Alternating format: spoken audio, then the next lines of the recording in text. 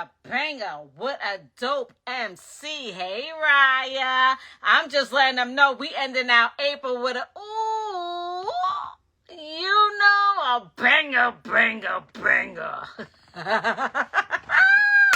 Hello, everyone. Hello. Can you tell?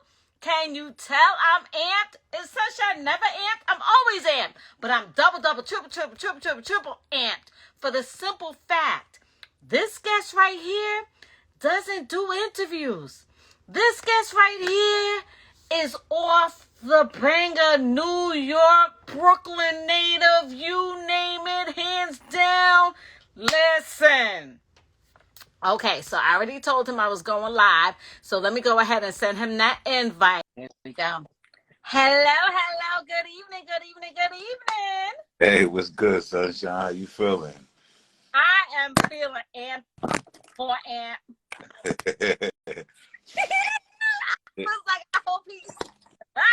I hope he take it, because I was listening to your music on the way to work. I was like, yeah. Leaving my little comments. I seen you seeing them later. I was like, yup. Before we get into it, because you know we're going to chop it up. I already told you we're going to be a problem, like Bernie Mac would say.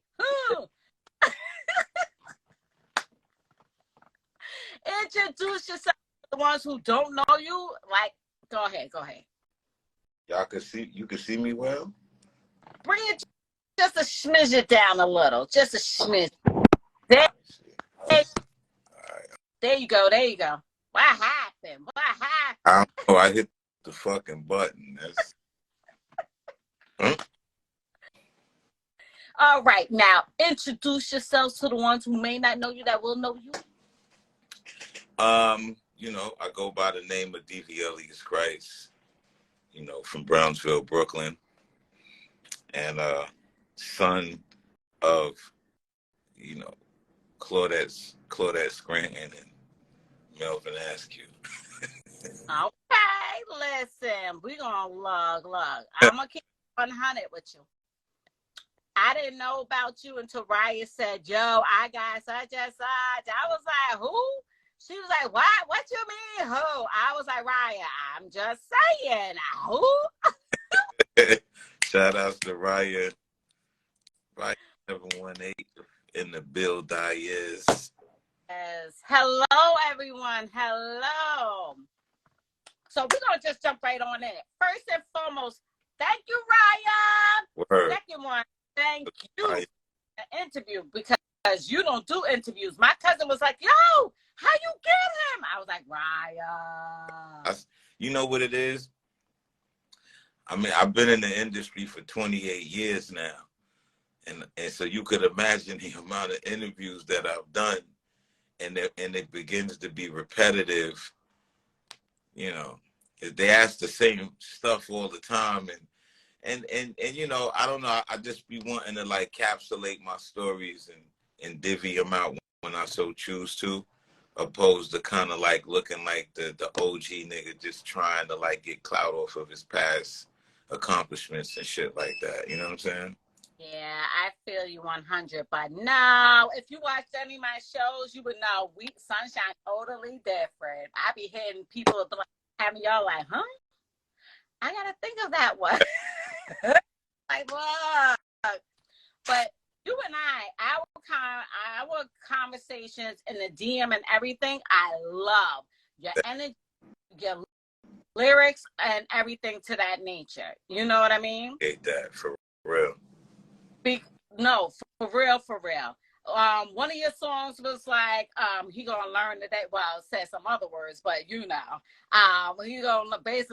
learn today. And I was like, that's my motto, because I was like, see, my motto, like, don't start none, won't be none. But if you start it, I'ma finish it, and then you're gonna be crying later. And I'm like, don't try to play victim now. Right. You should have left it alone. Like, there's sides, and I see your side. We're going to be a problem tonight in a good way, but we're going to be a problem tonight. Yeah. Wow. So, I don't know, so I'm going to ask you. Mm-hmm. with you sing. That was you singing the hooks, correct? Okay. I was like, look at him. Now, everything I say is out of love. I was like, you know how you be like, ooh, that's my buddy right there, a little cuddle up and everything. I could never see that until you started singing and rapping and then the Jamaican coming out. I said, okay, is he Trini? What is it? Let's talk about it. Like, you mixed it all in one. And I was like, oh. And, you know, it's rare to find someone to do all that and still keep the flow and sound sharp on, like, you know, some people just don't do it, baby. They just don't do it. Am I lying? Nah, you're not lying. You know, so you got it all down, blended, mixed all in, and just flowing smooth. I was like, okay. Like, does that come naturally? Did you have to practice that until you got it? Because it doesn't seem like you practiced, because it just seems like flows. Shout out to DR period. You know, that's you know who I started with, along with Smooth the Hustler and Trigger the Gambler. And you know, a lot of my development came from just times of us being in the hallway, you know, banging on the wall, freestyling. You don't realize that you're doing what they call music or rap calisthenics until it's actually time to show and prove. And then getting up with DR, he's such a, I call him like the Quincy Jones of the hood. You know what I'm saying? Because he's so talented at being able to produce artists and produce vocals and get the best out of you. So I contribute. It's a culmination of just being, you know, around some of my partners and then just being actually produced over the years, you know, by him, you know, working with my moms and just, you know, just different people along my, along my journey. And I just soak it all up. You know, my dad always said, a man who knows everything knows nothing, but a man who knows nothing leaves room to know more. So I don't know shit, you know what I'm saying? So, and I leave it that way so I could just keep, you know, soaking it up. But I make it look easy, and it is easy now, but it hasn't been easy on this journey because not everybody get, you know, like coming out the gate, a lot of people didn't understand what it was that I was doing. You know what I'm saying? It's like singing, rapping. Even though that there's been others singing and rapping prior to me, just not the way I was doing it and not the way I do it, which you hear a lot of people doing to this day. So for me, I never was the angry dude. I think I was more internally angry than externally angry because I felt like that really wasn't gonna get me nowhere. Like complaining, you know, imitation is the highest form of flattery. So for me, it just let me see, okay, you on to something. Stick to what the fuck you do, and eventually people will catch on. And as time started to progress, people started catching on. And I still feel like I'm ahead of my time, and I'm still evolving and getting better, like respectfully speaking. So it's spooky to me because I'm 46 years old and I don't feel 46 years old. We don't look it either. I said, I still get proof. Like, hey, I'm like, what's so hard? You crazy. I get proof still. We don't look, thank God we don't look like what we've been through. Thank God we look fine wine, baby. Okay. So I feel like, you know, I always say, jokingly speaking, like God mummified me. Like he preserved me for everything I'm about to do right now. Even though I've been consistent, I've never took a day off of music in 28 years. I've always released some music, worked with someone, produced, directed, did something to stay active in the music. But I feel like right now, like I'm a fucking problem, excuse my language. Like it's and it's only because I understand, I overstand what I'm doing now. You know what I'm saying? Like I know what my mission is. I know what the purpose of what it is that I'm doing, and I'm more daring and less apprehensive on being a role model because I want my imperfections to be lessons. Like, okay, I ain't gonna do that shit because that shit Christ did, it fucked up, so I make sure I don't do that. And then the things that I do that are great that they can learn and prevail from too. So I ain't shying away from none of that because I know what the business is. And that's my advantage. There's a lot of artists, cool, you streaming, you selling mad records, hats off. But do you know the business well enough to reap the benefits from all of that attention that you're acquiring? And most of these artists do not reap the benefits from the attention that they acquire because they don't know the business. See, me, you know, I've been eating off of rap since I've been in this shit because I know the business. So yeah, I got 20,000 followers. You know, my records stream potentially well because my fan base is still targeting and figuring out that I'm releasing music digitally. But I eat very well off my publishing because I own 100% of it. I own all of my masters, and I own masters of other people's shit too. You know? And Different. let's back. Purpose. You're ahead of your time. Now your time is now. On top of that, like you said, you need business. Right. It's really smart. They will watch you, want to be apprentice under you to really, but they don't, because right now everybody want to shine, like you said, shine. But if you sit back and take notes and heed, you've been in this game for over 20 years. You just said you got your masters to the majority and of others. The simple fact is you're a boss. You're a king. You're a prince with purpose. And you're living it and you're doing the damn thing. On top of that, making it look dope at the same time and not stress and what comes behind with the suckiness and all that. Right. Simple fact, salute to you on that before we go any further. Thanks. Because I've been doing some other stuff behind the scenes and we're going to bring that out too. Right. Because I know, Bobo, I know you do. Yeah, love that you're like, you don't care, you don't want to be hesitant anymore. Because right now, we need that boldness. Right now, we need that gutter, like, nah, whatever. You do you, I'ma still do me, and I'ma do it better than you, and watch me while I do it and look dope while doing it. Right. So, was you out in the desert with those photos you recently posted last week? Where were you? I was in Vegas. I thought so. Going towards the Grand Canyon or where? That was like, it's called Rata. I can't really fucking pronounce it, but it's not too far from like the El Dorado Lake bed. Okay. Now, how long did you stay there? I stayed in Vegas for probably like, I think it was 3 or 4 days because my flight had got canceled, so I had to stay another day. So I was out there for like 3 or 4 days or something like that.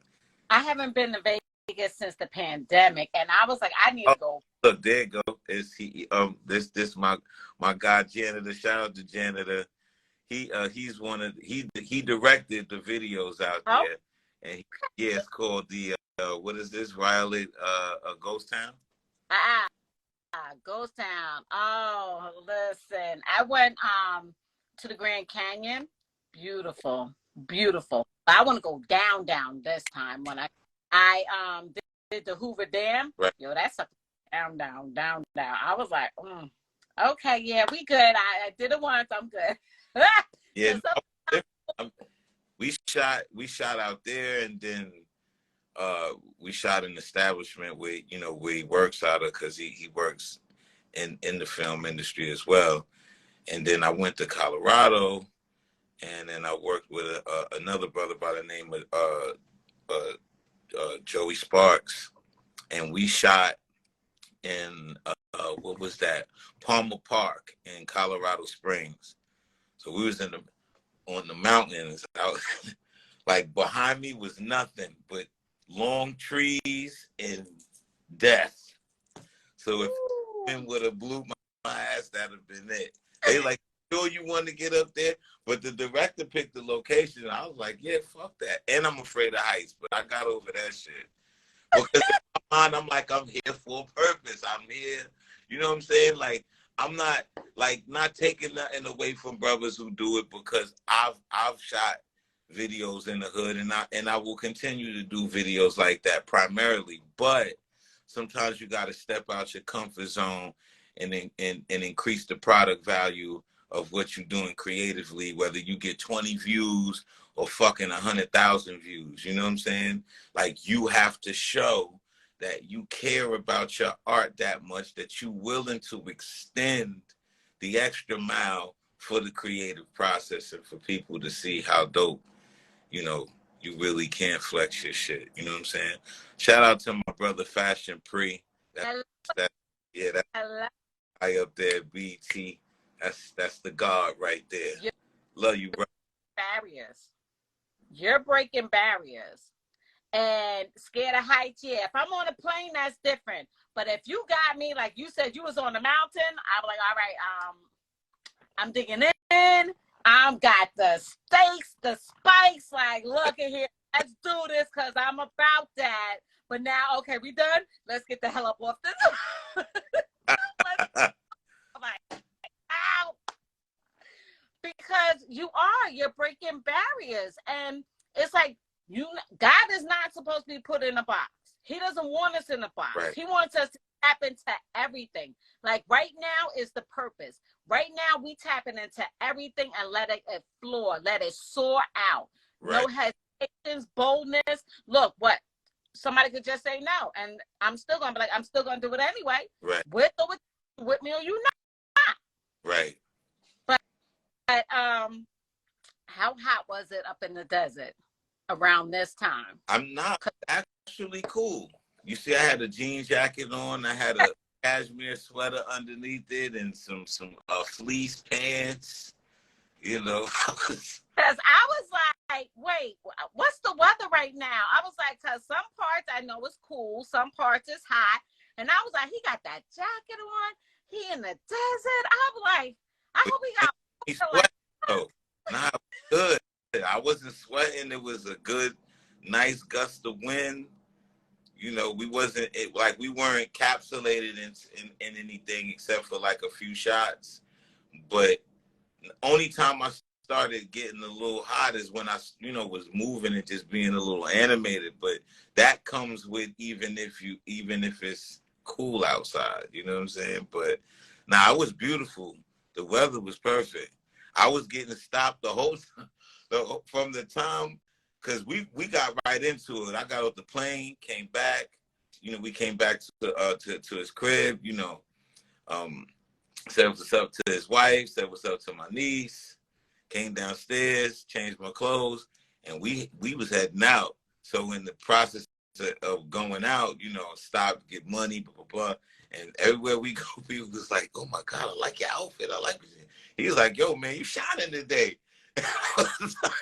I was like, in my mind, I'll be honest with you, for as excited as my brother was and everything else that was going on around me, in my mind, I was just like I'm on a mission. I got to get this shit done. Like, I'm not going to bask in all of the compliments and all of this shit. You know what I'm saying? Like, I'm going to just stay focused. I'm not going to let none of it. Because, I tell my producer, JP, this shit all the time. I'll be like, don't get too sucked up in the love. You know what I'm saying? Like, people giving all that fucking love. That's how Sonny got killed in Bronx Tales. You know what I'm saying? Like, motherfucker, he getting all the love in the bar, and dude crept through the crowd and shot him right in the head. You know what I'm saying? So when I'm getting too much love, I'm paying attention even more, because at that point, I'm like, all right, where there's love, there's got to be some hate. You know what I'm saying? Yeah, because we got this. but they don't want to get up out their chair to do anything, but they want to hate on us because we doing it. Tell me the logic on that, because I'm not understanding that. I was like, scared money don't make money. And just because you want to be complacent, don't be trying to put that on me, but then you want to be hating on me. That's the problem with society and our people today. And I feel you 100% because you got to stay on point all day, every day. Yeah, hey, what's up? Thank you, because those are your fans and they getting paid. But at the same time, my eyes is alert. I'm like 3 o'clock. And people are like, what? I'm like, start learning my military time. I grew up with military family. Yeah, you gotta have a balance. You know, you can't get so caught up into the. I just seen so much shit happen in my time. You know that I'm not a cynical person. I'm not negative at all, but I be on point. You know what I'm saying? And not where I'm like I don't feel like shit can't happen, but I'm on point to the fact that if it did, I would see it coming, even if it was too late, God forbid. You know what I'm saying? Because I'm from Brownsville. I'm from Brownsville, Brooklyn. Anybody that know about Brownsville, I ain't trying to take away from nothing, but Brownsville is the most dangerous fucking part of New York. You know what I'm saying? Especially coming up in the 70s and the 80s and the early 90s. Even to the late 90s and the 2000s, shit was different. You know what I'm saying? And I put a post up saying that somebody asked me, how did I survive, you know, in the midst of all of the, you know, the jungle and the bullshit. And that's because I laugh with many, but don't trust any. You know what I'm saying? Like, I learned that shit the hard way, because it's crazy, because the people that I loved the most were the ones that betrayed me the quickest. At first it bothered me, but as I grew more conscious understanding, I realized that everything happens for a design, for a designed purpose, right? So if you look past the action and realize that God governs everything, he designed the situation to go according to the way it did, for you to learn from it and to not repeat that shit again. Because when you repeat things, that's when it becomes a mistake. Yeah. When it happens the first time, it's a lesson. You know what I'm saying? Yeah. So I don't have no cross in my heart for nobody. But I wouldn't change anything that transpired from the time I was signed to Def Jam up until now, because at this stage of the game, respectfully speaking, I'm a force to be reckoned with. This is you are. I was just telling a friend of mine on the phone not too long ago, you know, when you water a flower and walk away from it, if it's going to turn into a flower, it's going to turn into a flower. But sometimes you could water a flower and walk away from it and come back and it could be weeds. So it really all depends on where that flower is planted. You know what I'm saying? And for me, I like to see that when I come back to flowers that I've planted or that I left in fertile soil, that it actually progressed. And I've progressed from the time of my success to demise. You know, I progressed. I never let any of the trials and tribulations stagnate me and made me feel like, all right, well, this time is over and it's a young man's sport and all of this other bullshit. Like, I don't believe in any of that. And I'm going to be honest with you. The only reason why they target age and appearance and all of that shit with black music, because of how powerful it is. You don't, a child creating music, right, is going to create music from a child's perspective, not unless it was placed in an environment where it had no other choice but to mature. So then you have an old soul at that point, right? But then you have kids making kid music where it alienates a whole other demographic of adults that don't understand what the fuck is going on with that. So there's no balance. So if you create chaos, you know, AKA Willie Lynch, and put the young against the old and create all of this chaos amongst one of the most powerful forms of music in the world, you stifle the message and you stifle the lessons that the children could learn that we caught as youth coming into the music industry. You, as it started getting more closer to the millennials and they realized how information is so accessible to the youth, right? Mm-hmm. They started to water the music down because of the amount of information that's available to the youth. If they utilize even the AI and the shit that's available, these kids could take over the fucking world, especially the black ones who have been oppressed. They can utilize the music in a way that's unprecedented. So why not water it down and create narratives of violence and stupid shit and make that seem, or even homosexuality and all of it, you know, not frowning upon anything, but let's bring the lowest frequency in a time of information. So even though the information is available, they won't focus on retrieving the information. They'll focus on what's paying them. Yeah. So if we don't have to focus on being smart when the availability of being smart is at the click of a button, we don't have to utilize that. We can literally be ignorant and stupid and make a lot of fucking money.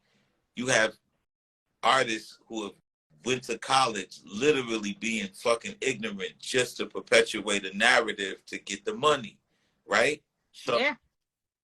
We need more professionals. I don't like saying old school and none of that shit, but we need more professionals to not allow ourselves to be pushed out by that narrative of it's a young man's sport. Because if that's the fucking case, then why you got public school, intermediate school, high school, then college? Exactly. Right. You can't. So education is a young person's learning ability. I've seen some kids now graduate high school and it's sad. It's different. It's beyond different. It like you said, watered down. And every time I talk to a teenager, I used to do foster care for 3 years. Right. So I work with the kids in my ministry. I work with the children. And what does your bookshelf look like? I have 3 different bookshelves in my house. What does your bookshelf look like? They be like, huh, Miss Nicole? Huh? What? I was like, see, that's the problem. Y'all on these electronics, but you're not paying attention. Don't you know my mother still has encyclopedias at her house in mint condition, but used them growing up, and I still use them with my sons. I don't care, kid. You're going to read and find out for yourself. That's the problem with today. The society, how they made it, like you said, it's always, oh, you don't need to. No, go seek and find the answer. Don't be taking it from somebody else thinking they know what they're talking about. Find out for yourself. Empower yourself. The more you empower yourself, the more you know, the more knowledge you know, you're a threat. So now we're a threat because African Americans help build the United States. But we don't get the credit. We don't get the restitution. We don't get what we're supposed to get because we don't have a lot in office fighting for the right things. And how society always likes to have the news focusing on one thing when they're doing backdoor snake stuff and nobody's paying attention. See, right. Like they like to call us. I was like, no. I mean, for me, you know, I've watched a lot of, you know, Malcolm X and Martin Luther King and so on and so forth, and I mean, I'm gonna just be real. Like the one mistake, the one lesson that I learned. Let me not say mistake. The one lesson that I learned from watching all of them. They were two in the front. Yep. If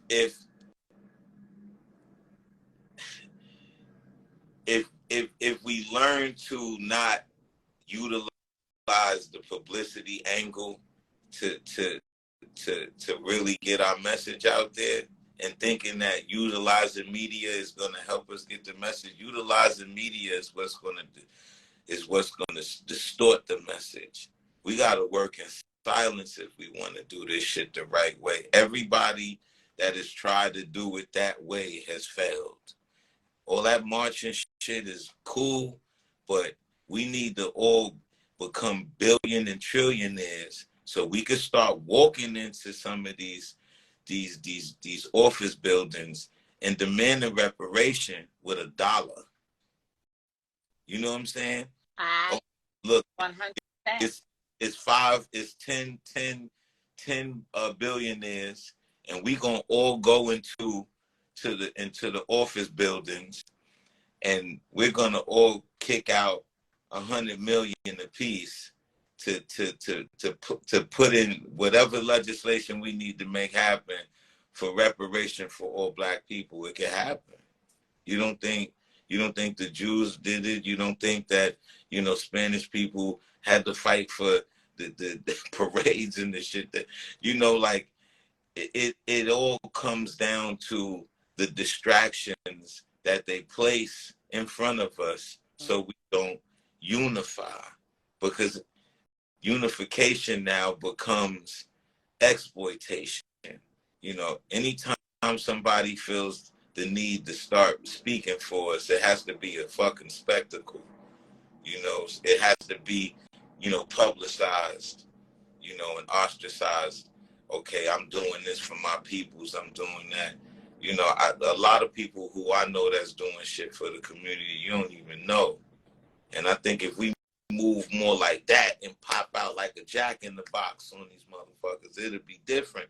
More on a Trojan horse type of shit than it being where they know what we doing. Yep. Instead of it, with the Bloods and the Crips and shit that's out here, like motherfuckers could be literally unifying and putting things in position and still make smoke screening like, oh, this is the narrative that they want to think it is. But meanwhile, when summertime come now, it's been enough money raised up now, but we got this going on for the community, this going on. What happened to PAL? Remember PAL? The police, remember when the police had PAL? Now they more hop out boys than they worried about putting those same kids into a community. Like when we was coming up, the police had PAL. They had community programs for youth. Yeah, sure. Like what happens to so you have to really pay, like people have to really pay attention to how powerful we are as to why we are so targeted. And you know what I'm saying? Like, I don't want to sound like I'm preaching, but at the same time, for me, I just feel like my position in music too is just not only to shuck and jive and brag and boast on how fucking nice I am and how dope my music is. And yeah, I got songs out and I got this, and come by and come get it, come take, and get this, and I got this to sell. I like to get on these platforms and pay it forward and try to give information as much as I possibly can for the reciprocity to naturally happen for my music, opposed to me getting on these platforms and saying, oh, I got shit out, which is cool. Of course we're going to do that, and we have done that, but then what else? You're giving back. You're trying to see them do better. You want the next generation to heed, and all we can do, as long as we are dropping the nuggets and the jewels to them, we can at least say when it's our time to go, we did what we were supposed to do. We want to see our people rise. We want to see us unified. No more hating on one another. Stop killing one another.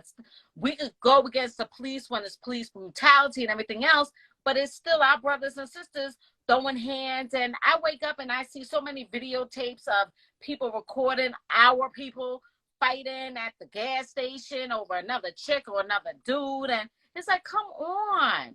When is it going to time to elevate your mind, your thinking? So like your music, I do my spoken words. I'm dropping nuggets and everything to that nature. Like I've made one, I celebrate you. Right. Like back in the day, we used to celebrate each other. I still do, but maybe me doing that, like, ooh, I like that suit. Ooh, I like that outfit you have on. It'll come back in style. You know what I mean? Right. Like someone got to do it, because if we don't do it, then it's just gonna fall on deaf ears. Like I'm planting seeds, we're watering, and we're trying to nurture the kids growing up, and the ones that's behind us coming up. We want to make sure. My motto is reach one, teach one. Right. If I could put one during my path, let's go. But if at least reach one to make them stop and think and be like, you know what? You know? Right. Because out on the streets, people was like, I was like, sunshine be in these streets. I was like, don't get it twisted. I'm from Huntington. Yes, I've elevated, but at the same time, I'm still going to make sure my people is listening. And if they don't want to listen, that's on them. But at least I try. I'm not going to say, oh, yeah, I'm just worried about. No. Sometimes I just be want to choke people and shake them up and be like, get it together. You know, like Tom and Jerry when the dog is and you like, oh. I'm like, no. Stop worried about all this television and stuff. Why don't you get in a good book? Write out, highlight. I'm still old fashioned. I like books that you could open up and you smell it, highlight it. I got different highlights for different meanings and folding down. You know what I mean? So you could go back and be like, ooh, about investing and things like that. Like, come on, let's educate, let's elevate. But we gotta give them. We got to give them other options too, because see, we grew up and were able to adopt those habits. So it's second nature for us. It's easy for us per se.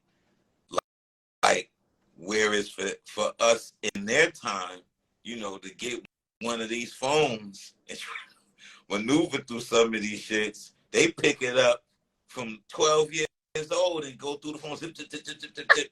So, you know, for me, I feel like it's implementing some of the old ways into some of the things that they have available to them now, you know, so your books and things of that nature. But then it's also about introducing things to the youth in a way where it don't make them want to run away from it, because soon as they start feeling like they're being reprimanded, it's pretty much a bird, like it's done. You know what I'm saying?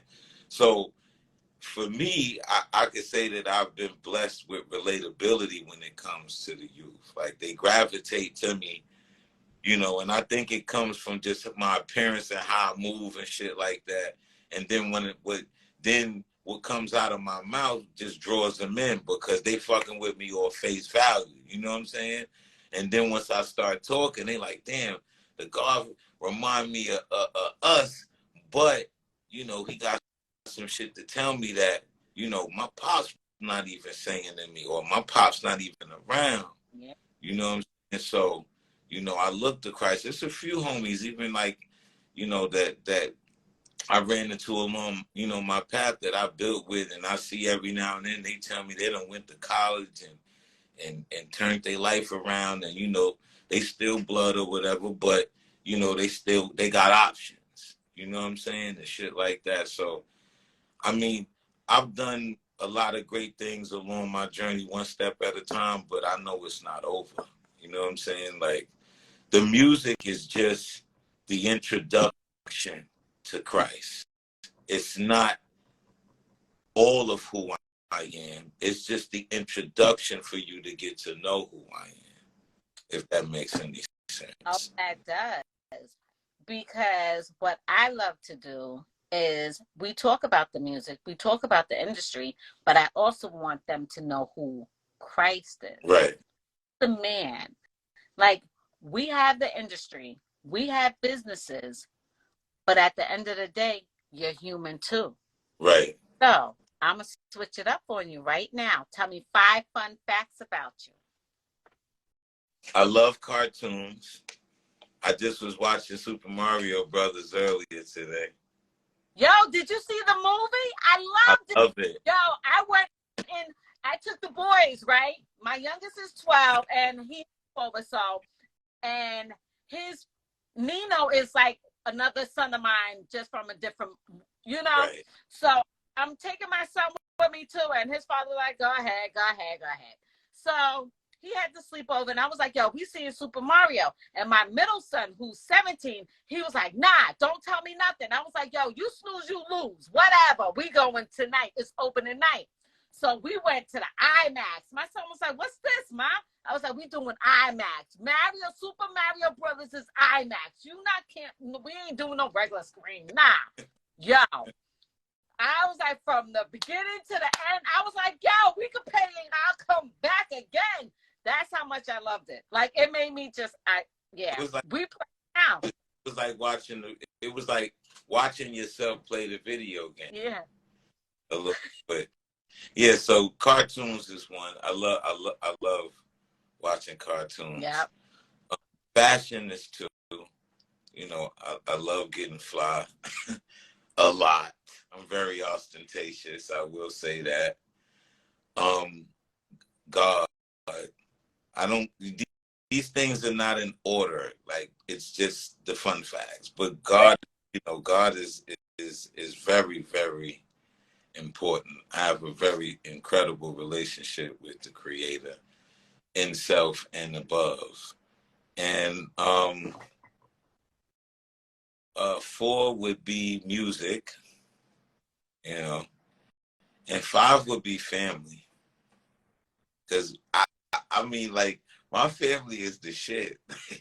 You know what I'm saying? Like, when I get my moms and my step-pops and my sisters and brothers, like, we have a ball. You know what I'm saying? And then the family that I have that, you know, people would use the word friendship. I don't use the word friends. You know, like, I don't have friends. I have family. So, like, I'm big on family.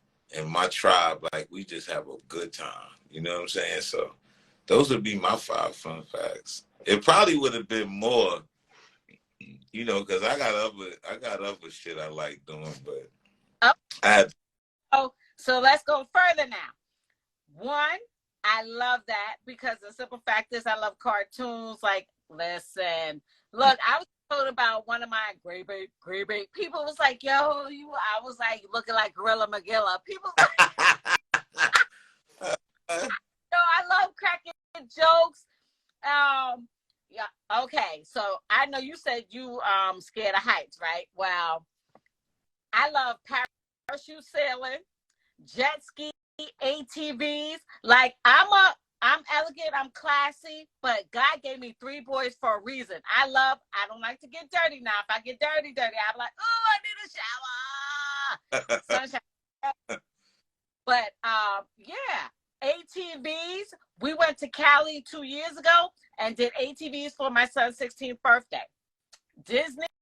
Oh, I'm a big kid. Listen, I love Minnie. And, you know, Donald is my right-hand one because, yo, he get hot and ready to fight. I was like, yup, you the one to call. But, yeah, parachute sailing. I won't jump from a plane yet. I won't do. But at least the sailing over the water, I love water. But, yeah, see, people's like, oh, no, we got to have fun. And family time, yo, for real. But shopping, yeah, that's therapeutic for me. But when I went to London, I had an outfit for the morning, for the afternoon, and evening. When I tell you I was dressed to the 9, I made sure I went to the opera house. I was classy, elegant with the pearls and everything. Okay. So D, you already know. Right hand, listen. That personal conversation with them, because I was like, hold up. You didn't tell me this. You didn't show me this one. Hold on. Flag away. people's like, you talk. I was like, when you had that personal relationship with God, you will talk to him and he will talk to you the way you know it's him and you. That's a personal relationship. Right. And with me wearing a collar, I'm still sunshine, but I'm gonna make sure my values and everything to that nature. Yeah, and family. Yeah, we don't have friends. Ryan and I was talking today, and I was like, I did a spoken word. You don't got to be blood to be family. Right. You know that. And people was like, yo, because I was willing to adopt all 13 kids I had in foster care because I knew what homes they was going back to, and if I could have kept them, I surely would have. But I couldn't. I gotta obey the system. But when it was in my house, I showed nothing but love to them and treated them like mine. I've had newborns straight from the hospital into my house for 6 months, almost a year, almost to where I was about to adopt one. But then, you know, the daggone stupid system, you know, they don't want to do that. Anyhow, but yeah. So now, what else are you doing behind the scenes besides music? I see filming coming somewhere to play. Yeah, soon. That's soon. I mean, what's most current in my behind the scenes that I will highlight right now would be the cell bar business. You know, the quantum hydrogen water business that I'm in. The company is called the Cell Bar. Okay. The product name is Green Cell, and pretty much the best way to describe it, it's a machine that actually purifies the water on a molecular level. It infuses the water with quantum hydrogen energy. So when you drink it, it cleans out your cells. It puts enough oxygen in your cells to clean your cells and rid your body of a whole bunch of things that I wouldn't say on a live, but whatever you could think of. And it's not like we're the only ones in America with the technology. So anybody listening saying, yeah, I've seen hydrogen. It's not hydrogen. It's quantum hydrogen water. Mm. This is for sure going to be a multi-billion-dollar business because water is a billion-dollar, trillion-dollar industry.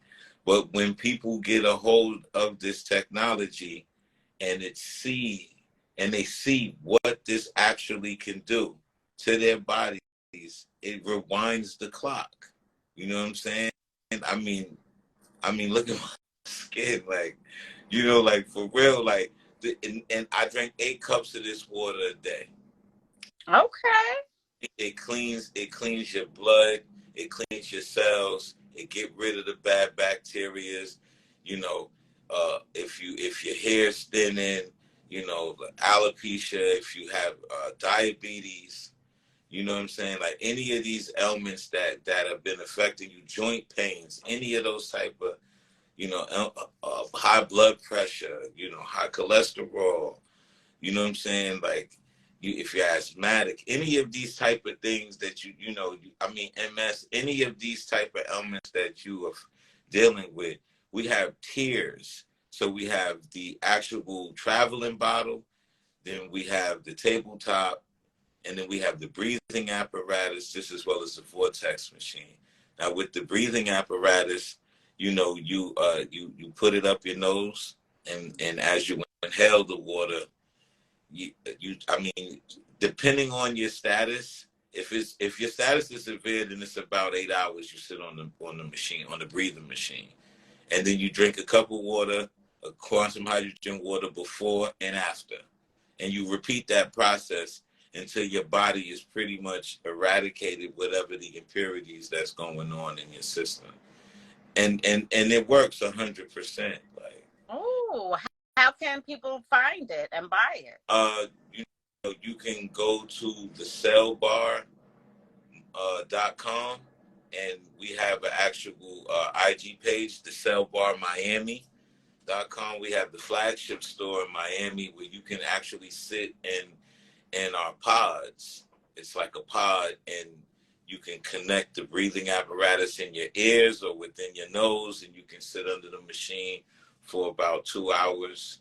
And I mean, like, people are going insane over this product, and it's more about getting people healthy than it is about us trying to make a dollar, because the dollar is evident. But my journey and my involvement is about bringing it to the urban community. So we actually put an afterpay on the traveling bottle. We couldn't on the other products because of the price point, but we were able to do an afterpay on the traveling bottle. So now you can pay 4 installments because the bottle itself is $900. So for people that's, in the hood or whatever, that can't afford it, you know what I'm saying, or probably would buy a purse versus this just skeptical, they can put $200 and some odd dollars down on the first purchase and get the bottle priority shipped to them and start their process. Oh. And I guarantee that if you stay consistent, with, drinking the water, it will help. Now, this is the other thing too. You can't just put any water in the bottle. Like, hold on. This is how it looks. I actually have some water in it right now. Okay. And I would be able to, let me see something. It's hold tight there for a second.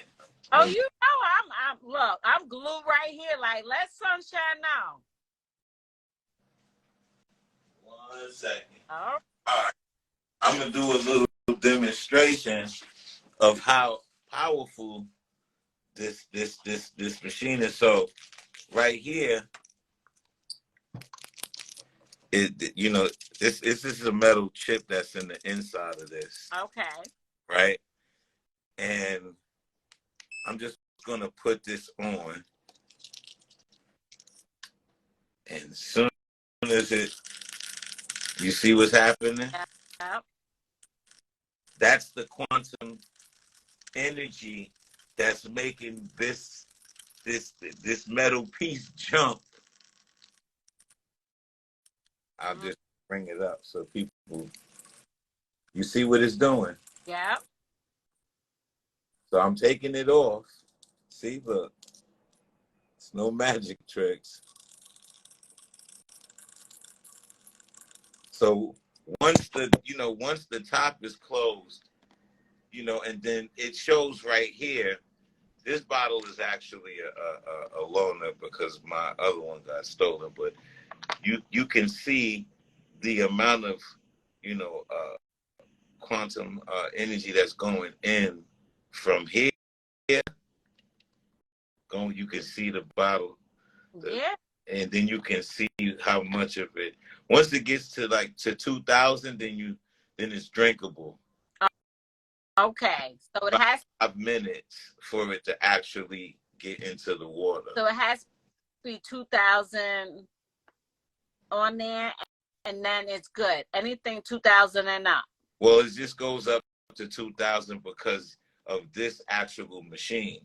Okay. And the bigger one, which is the tabletop, and it just, it's levels. You know what I'm saying?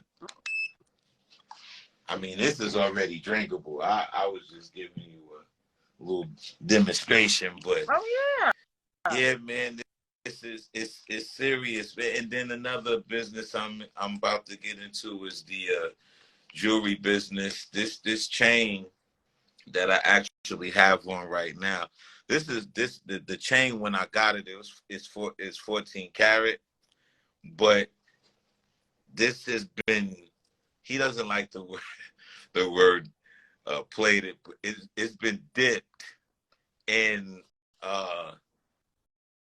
some highly technology. I mean, this 24 karat gold on like a super level. They actually use this gold to things that go into NASA and the satellites to protect the mechanisms from the sun. Uh-huh. And also him and his team does the Oscars, the Emmys, and the Grammys. So this actual chain has been done with the same gold that they used on the Oscars. Ooh. Okay. Yeah. See, So that's look. another business. You know, so we're gonna be doing like a lot of custom jewelry and even stuff like this. This is not no. This I'm not. This is cap, but we're gonna be doing like we could do stuff like this too. Like one of my photographer, he actually gave him a 24 karat gold bud. It was like actual, like a gold nugget of marijuana that was turned into 24 karat gold. Wow. We're gonna be doing a lot of incredible stuff like that, and then be getting into the marijuana stuff and all of that, and I mean, I won't be the conventional individual speaking about a bunch of real estate and all that type of shit, to be honest with you, because that's evident. Mm-hmm. But when people start speak about how much real estate and stuff they buy, that's cool. I think everybody should be in that space at some point or another. That's like having floss. You know what I'm saying? So if you making money, you should already have real estate. But for me, I'm really trying to invest and be a part of investment situations that are groundbreaking. Like the jewelry. Like the water. Yeah. And then I will be getting into the oil business as well, with a partner of mine who's already in it, and he'll be showing me the ropes and stuff. So that'll be like the next business endeavor that I'll be jumping into, like like as soon as tomorrow. So it's oil, water, jewelry, fashion. I will be presenting a clothing line very soon. Modeling after the brand, government officials. Well, let Sunshine know, because Sunshine do models, Hell yeah.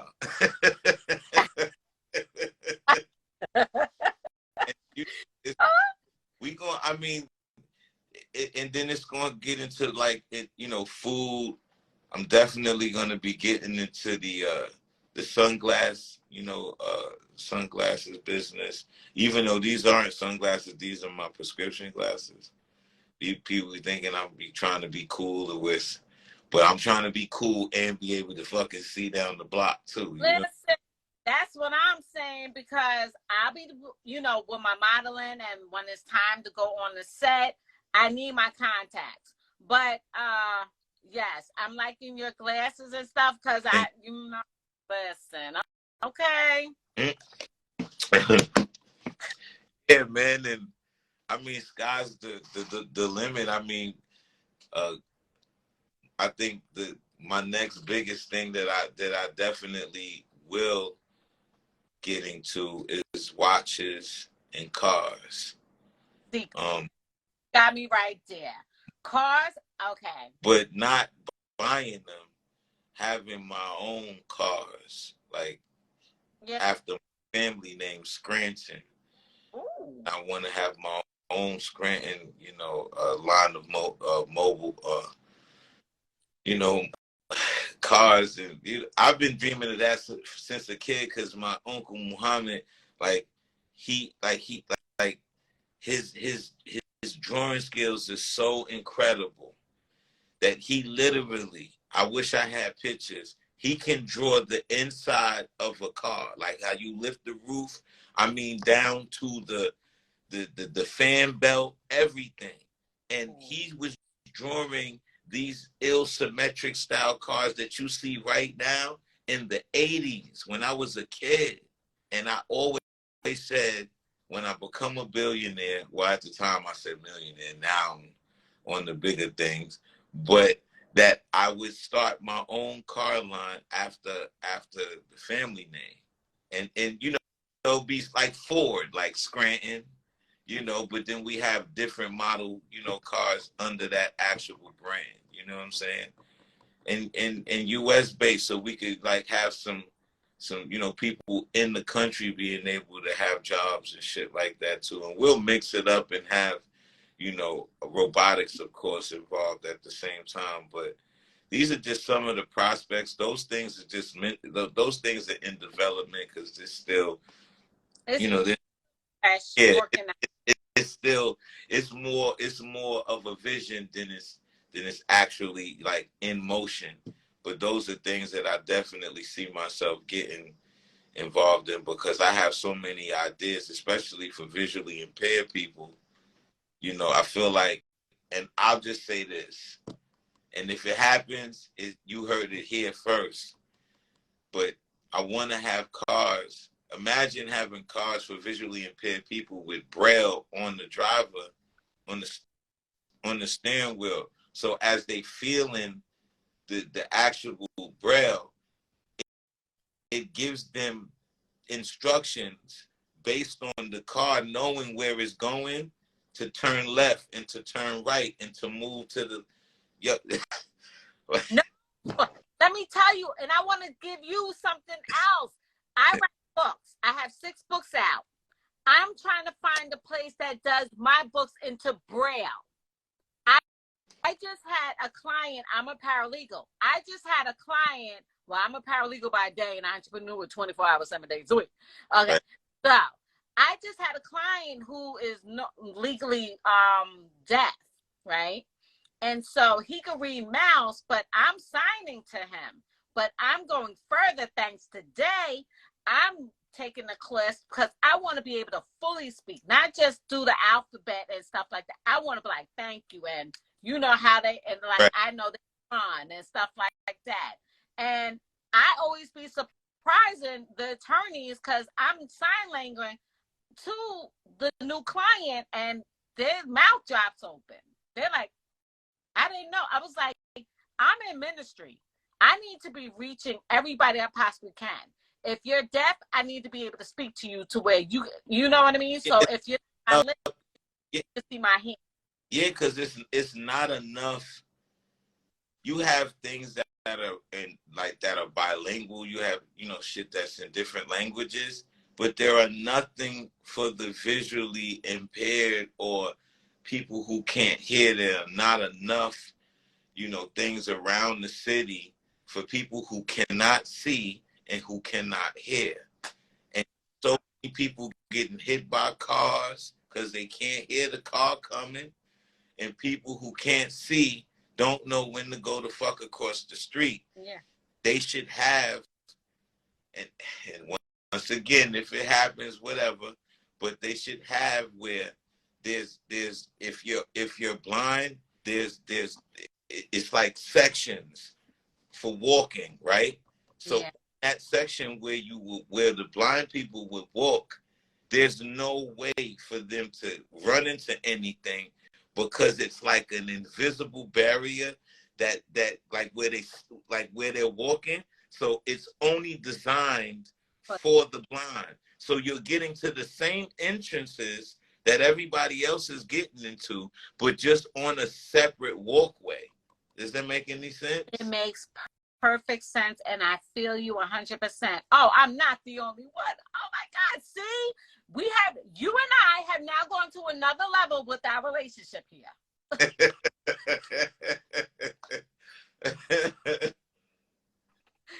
Literally. No, seriously. Let me tell you, and stop saying, and I'm gonna reprimand you right now. Stop saying if it happens. We speaking things into existence. It's gonna happen. No, but I'm saying if they take it from watching this. No. Yeah. This is gonna be something you and I are gonna be start doing, because let me tell you, a dream of mine, which I am looking into starting to do. I want to get old school. I started out with saying, okay, I want to get a building, redo it, gut it out, renovate it, and build it up from the bottom up. Right. People say, why a building? You're thinking too small. Get an abandoned school. Okay, boom. So abandoned school, gut it all out. See, when I did foster care, if there's more than 3 kids in a home or whatever, they break them up and send them to different families, Right. or different homes if families are not taking them. I want to do to where there is a cook there, there's someone to teach them, there's someone that can teach them how to deal with outside society. Right. So when it's for them, because when they're 18, they just ship them out. And that's why we have a lot of homeless teenagers, is because when you're 18 in foster care, you're done. You're no more of the state. So they don't care. So they don't teach them how to survive in the world. They don't teach them how to cook. They don't teach them, you know what I mean? So under my roof, I will have someone to teach them how to handle a books, checking, job, how to save, how to live on your own when it's time. So when you go out those doors, you gonna survive. You know what I mean? Not gonna be another statistic. You may elevate higher than me, but at least I dropped the nuggets. I dropped the seeds. I planted that seed. So now you could flourish and grow. And then you could go back and pay it forward. And that's what I do. And so I want to do that. But I also want to buy a building, and the first floor, food pantry, first floor for shelters. You could come in. If you can't make it to the shelter, on the top levels, there'll be beds to sleep where it's safe and there's security. Because shelters, people are getting raped, people are being molested, things are robbed, all that. It's like, let's build it where it's going to be safer. If you don't want to come in and stay, but you shower, there's a shower, there's going to be clothes there.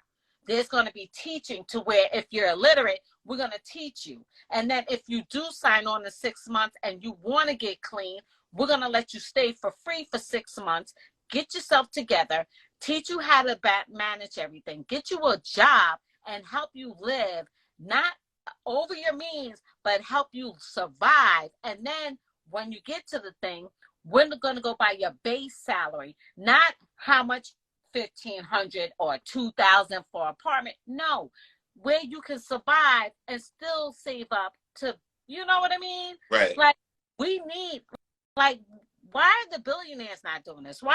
But the fact is, I'm not worried about the whys anymore. I'm trying to be, okay, how I go do this? How do I get grants? How do I get funding? How do I do it? Because there's so much that the governments be hiding and want to give out, but nobody knows how to go about doing it. Well, I'm about to start doing my research because I'm fed up. I'm tired of seeing homeless people and elderly, Social Security not paying the full amount. They want to tax you now. Why are you taxing me on my money that I worked hard for? And now I'm 65 and you tell me you taxing pension, you taxing this? Right. What the hell? You know, because my mother's about, and this is how I found out about taxing. How the hell are you taxing somebody on their pension? How the hell are you taxing somebody on their Social Security disability? Social Security. My mother's about to retire at 65, and she was like, Nikki, I just found out, my tax person told me when I retire at 65, they tax on your pension. What? Always trying to get a buck. Like, leave these people alone. How the hell you think they're going to survive if you keep taxing and they're 65 and up? That's why, wealth, certain people would say, oh, you always talking about money. And I'm like, you always not. Because at the end of the day, that's how, I mean, that if that's what it is, if that's what's moving the world, then we all need to have that. So that way we don't even need to give a fuck about none of those things. You know what I'm saying? They don't teach us financial literacy in school. So we need more programs that's available to the youth that can teach them financial literacy. Because I'm gonna tell you right now, if half of these kids, even the gangs, if they had an opportunity, if I came to them right now and been like, yo, look, you still do what you do, whatever. I ain't talking about hurting nobody, but you can still do whatever. But I got an opportunity for you. You could go do this. You ain't got to kick no money out. You could learn this and you'll be able to make this, that, and the third. What's up? I guarantee you, out of 20 of them, 15 of them is coming with me. Yeah. But if you're not providing these opportunities, see, it's right in front of everybody's face how fucking systematic this shit is. It's right in front of people's faces. If you don't give, if you go into a privileged neighborhood that's flourishing, that have charter schools and so on and fucking so forth, you can see the difference between those kids versus the kids that live in the broken society. So that goes to show you that this is an actual plot. This is what the fuck it is. I'm not speaking no conspiracy No. theory, but you know, instead of complaining about it, let's just, you know, let's take the lemons that's been thrown at us and make lemonade out of it. To where there's nothing that they could do because they already canceled this shit out anyway. So if we take it over, redevelop it, govern ourselves, police ourselves, ain't a motherfucking thing they could do about it because they left us to the slums anyway. I tell them, you know what's mind blowing with these kids that I tell them? I was like, don't you know back in the day, we had our own towns? We had our own tailors. We had own black bakeries. A whole town, ours. Rose, other ones that was down south. There's black bankers in New Jersey. I forgot the name of that town, but in New Jersey, they had black lawyers, black doctors. The town was all owned by black people, black banks, black owned. This. I was like, when you give up your property, you're giving that. So what if they want to give you financial, like, oh, I'll give you 100,000. Oh, I'll take that. No, legacy. Let's build a legacy. I wrote a book on financial freedom. You know what I mean? How to plan your funerals. Plan your funerals out ahead of time, paid off, so that way you don't leave your family in debt. Right. Life, you know what I mean? I worked for Geico for 10 years. I sat with Warren Buffett at dinners. I sat with Tony Nicely, his right-hand CEO, before he retired. I sat with the big dogs. So when they're talking, I'm listening, I'm soaking it up. And at the end of the night, after the dinner is over and our talking is over, I'm in my room writing down on a notepad everything. Because the simple fact is, they hide their money. How do they get Medicaid paying for them to be in nursing homes or their family members? They hide their money in estate planning. They move the money into somebody else's name, but it stays in the family. That's the problem. We don't have that because people are taught that. They don't teach us, but the Caucasians teach theirs. Right. So I'm trying to drop nuggets and people don't want to hear it. Okay, how you saving money? Don't always leave it all in the bank. There's money in the savings account. There's money in the safe deposit. There's loose coin jugs filled up. When you get paid, are you paying yourself back? Take $50 worth of coins. Break them suckers up. Put it in the water jug because at the end of the day, if it's broken up, you ain't going to want to roll them unless you really need to. Right.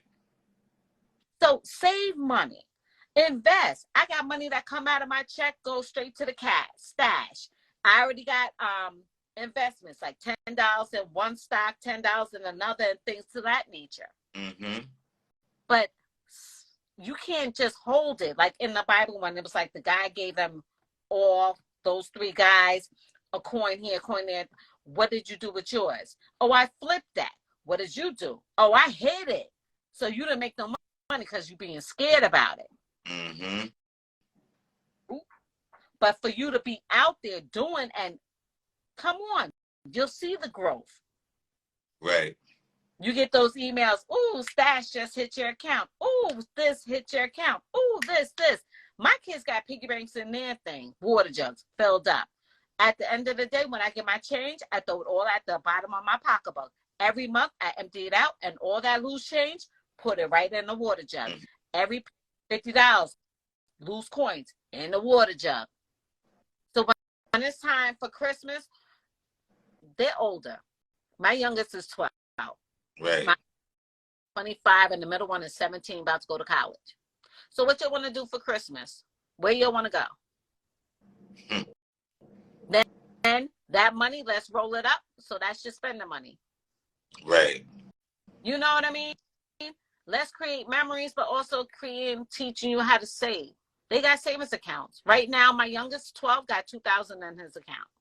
When I get paid, I throw $25 in their accounts. When my son turned 25, here's $1,000. Do what you want to do with it. Think of a business plan. Let's go ahead and start a DBA for you, and let's start creating you a business. Right. If we're not teaching them, who will? Right. So I'm loving your nuggets. I'm loving your nuggets. Look, look, look, look, look.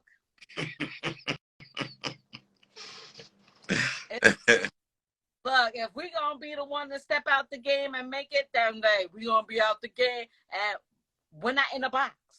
And right. that's why when you and I started talking in the DMs, I was like, oh, I'm loving them. I can't wait. See, people look at us, but they don't know what else is behind and what's within us that needs to come out. That is going to come out. Oh, yeah. Yeah. Facts. So, everybody, CELLBAR.com is for the water. Yeah, the cell bar. The jewelry, you don't have a site for yet. Right? Nah, not yet. That's just hitting me up. You know what I'm saying? I'll actually do this.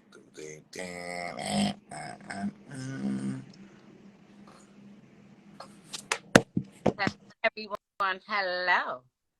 What you say? You gonna do what? Oh, there you go. Okay. Yeah. Okay. Shout out to everybody in the live. Shout out to Bonnie Baby.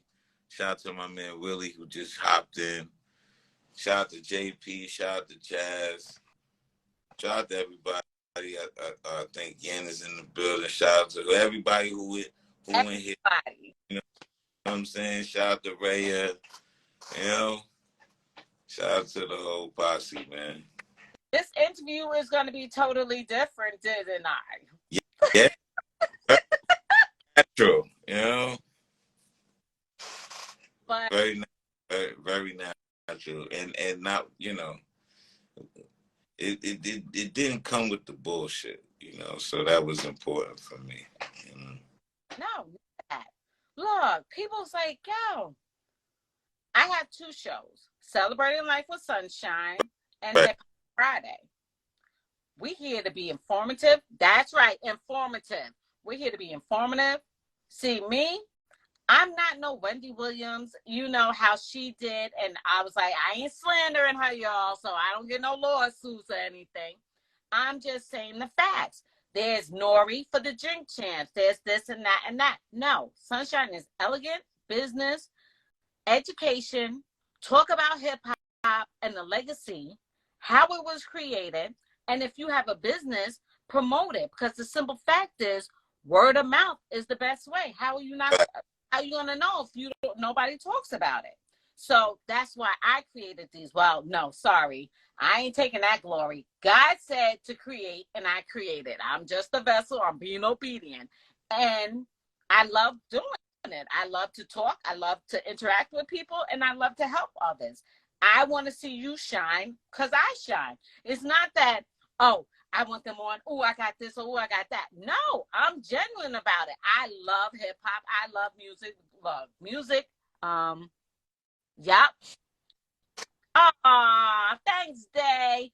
Day is dope. She's the one that takes the videos and puts it on YouTube, and she dials it up, and she is beast. She's for hire too if you need her to do video promos or whatever. Day be on it. I just had her dad, who was part of Snowfall. I don't know if you watched that. Yeah, faithfully.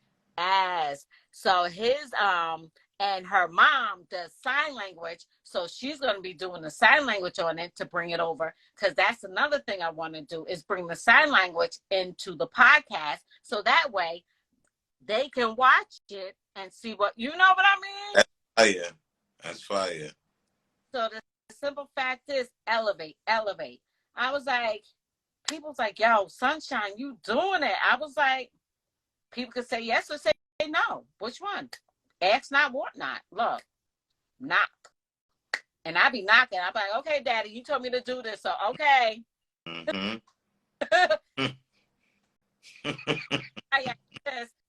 I pray to God. He says the right one. Ryan was like, "Oh, I got someone." Boom.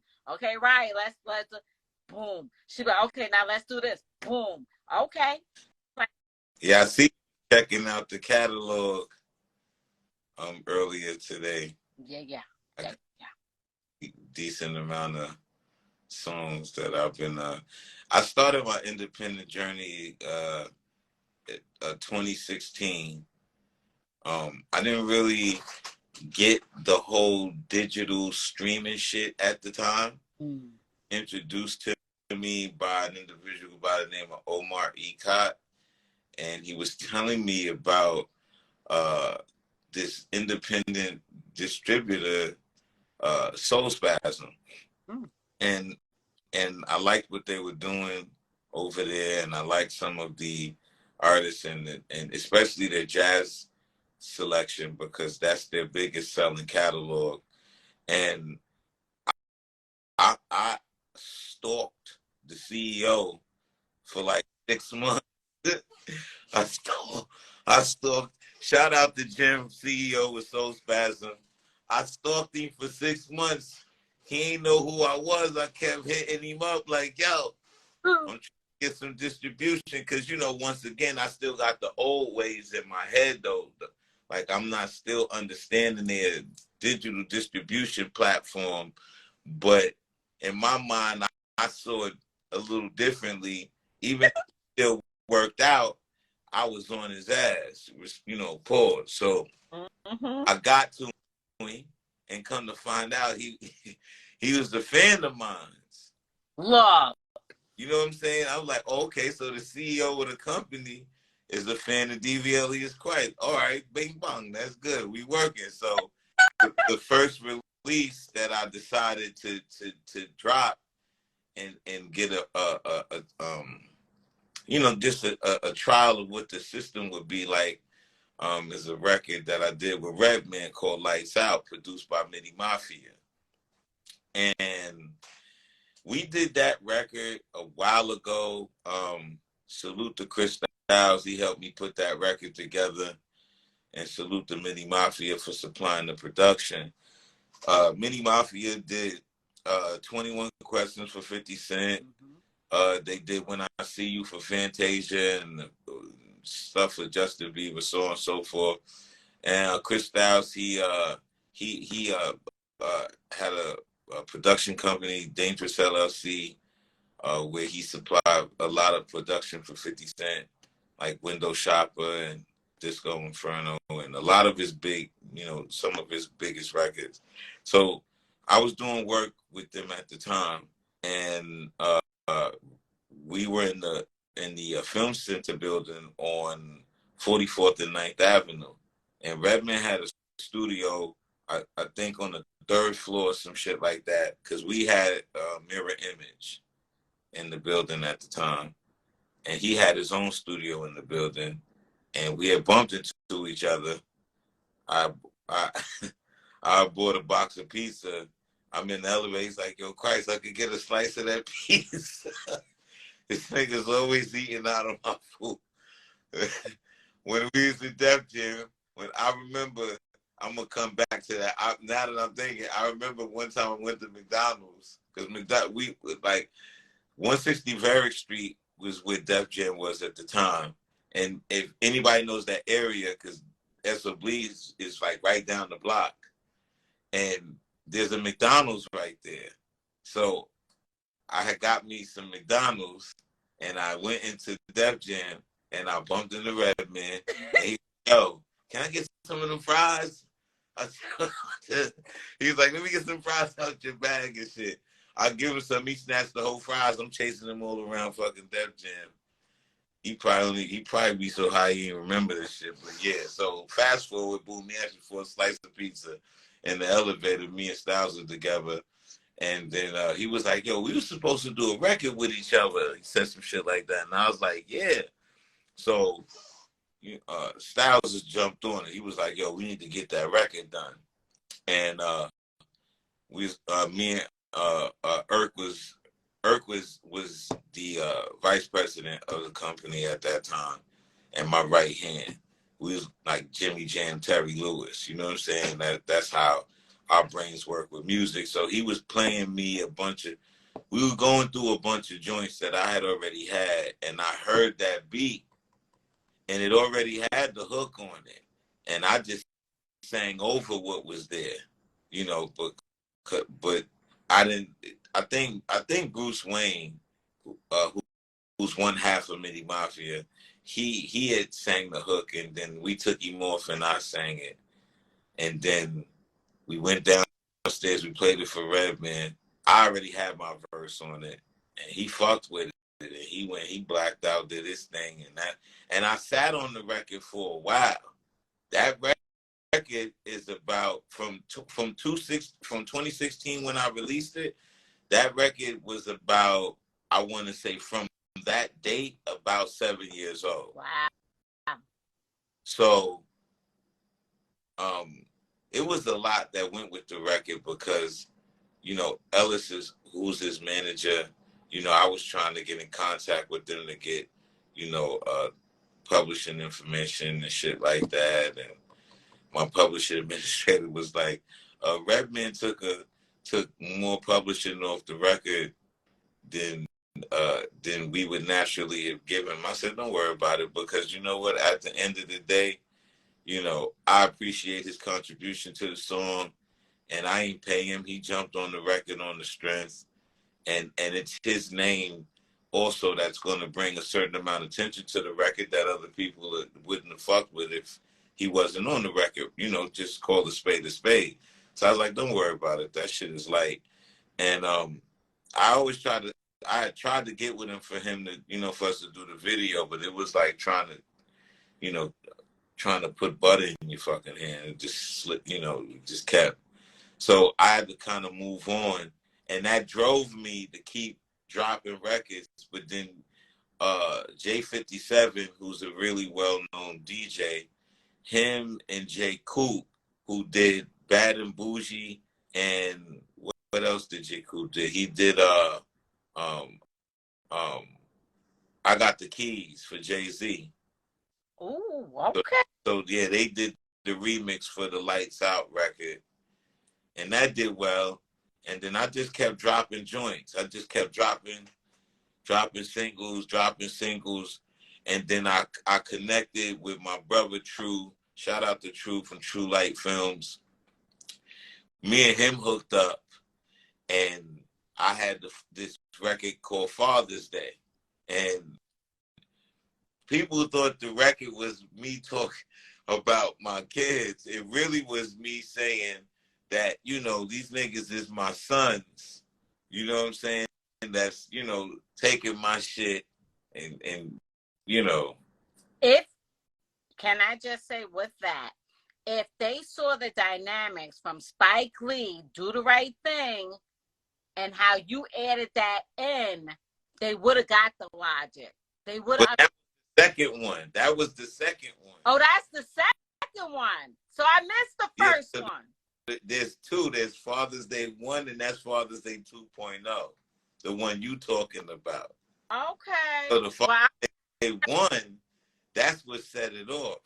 But my brother True, how that video happened, I had hit him up. No, he hit me up because I put up a post on Facebook, and he hit me up to check up on me.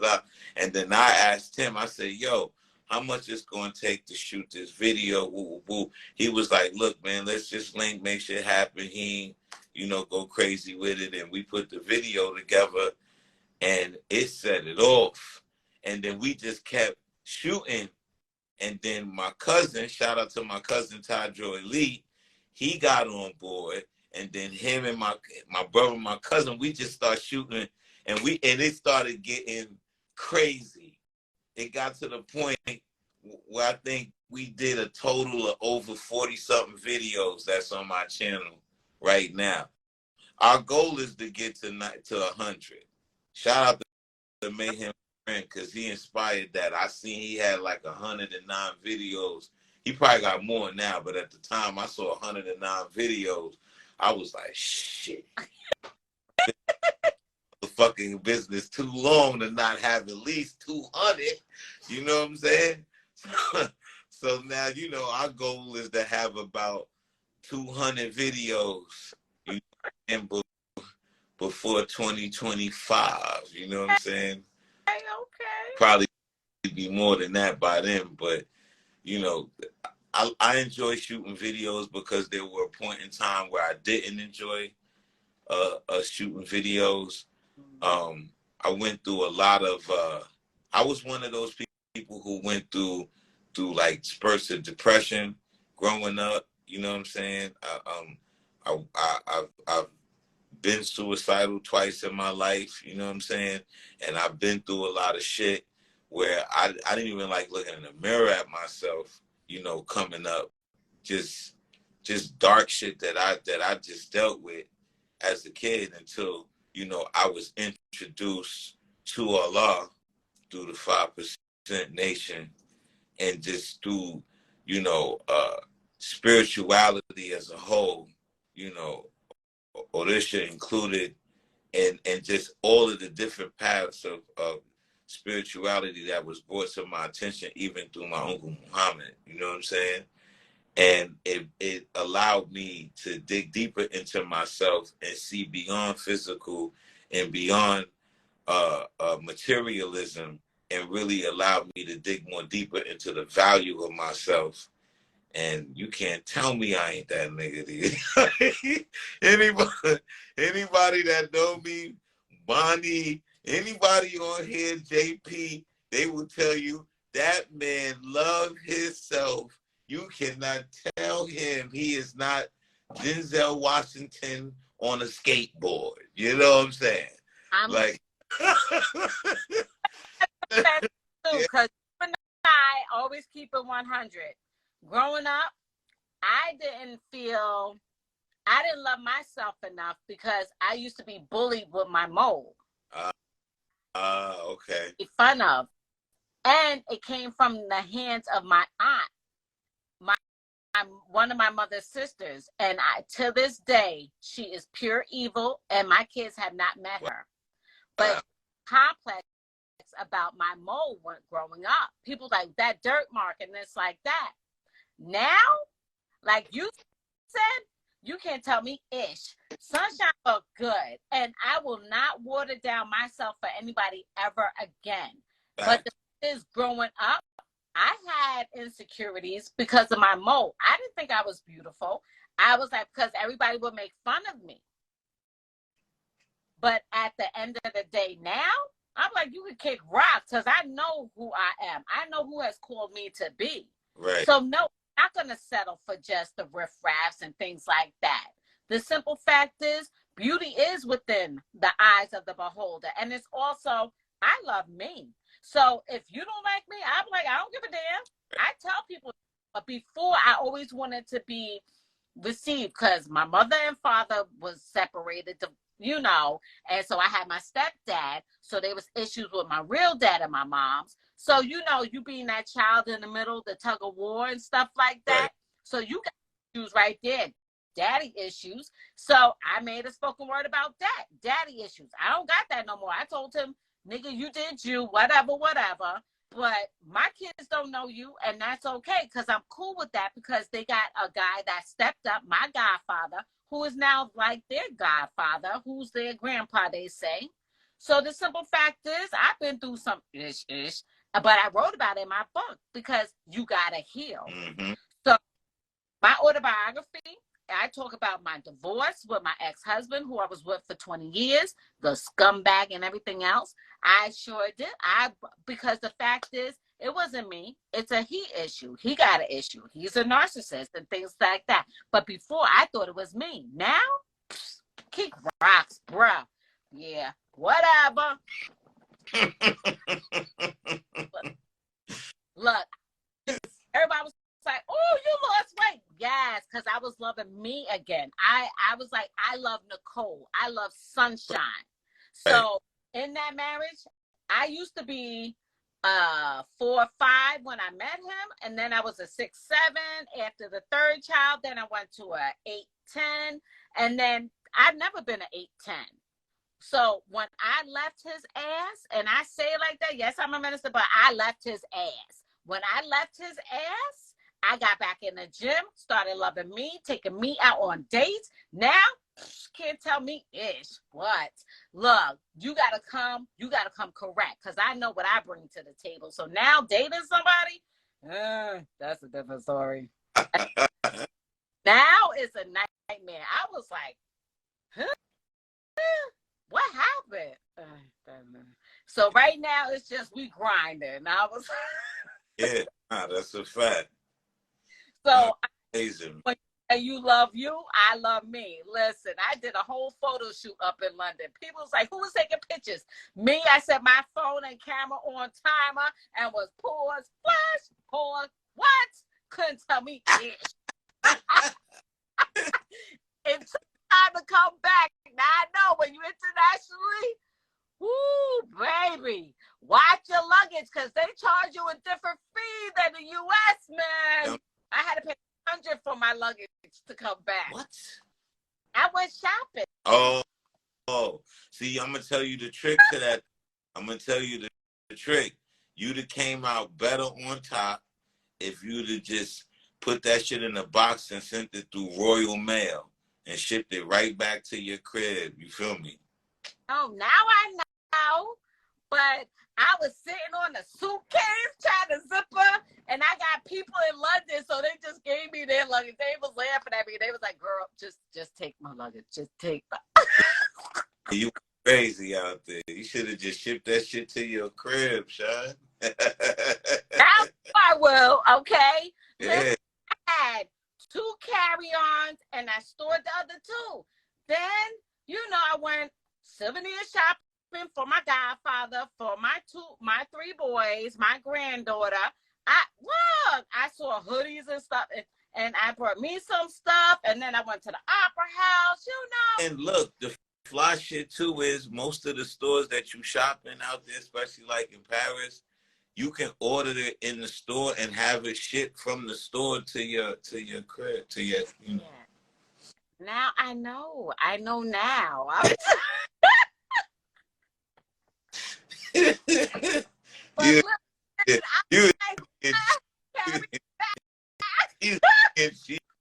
And they wound up still taxing your ass.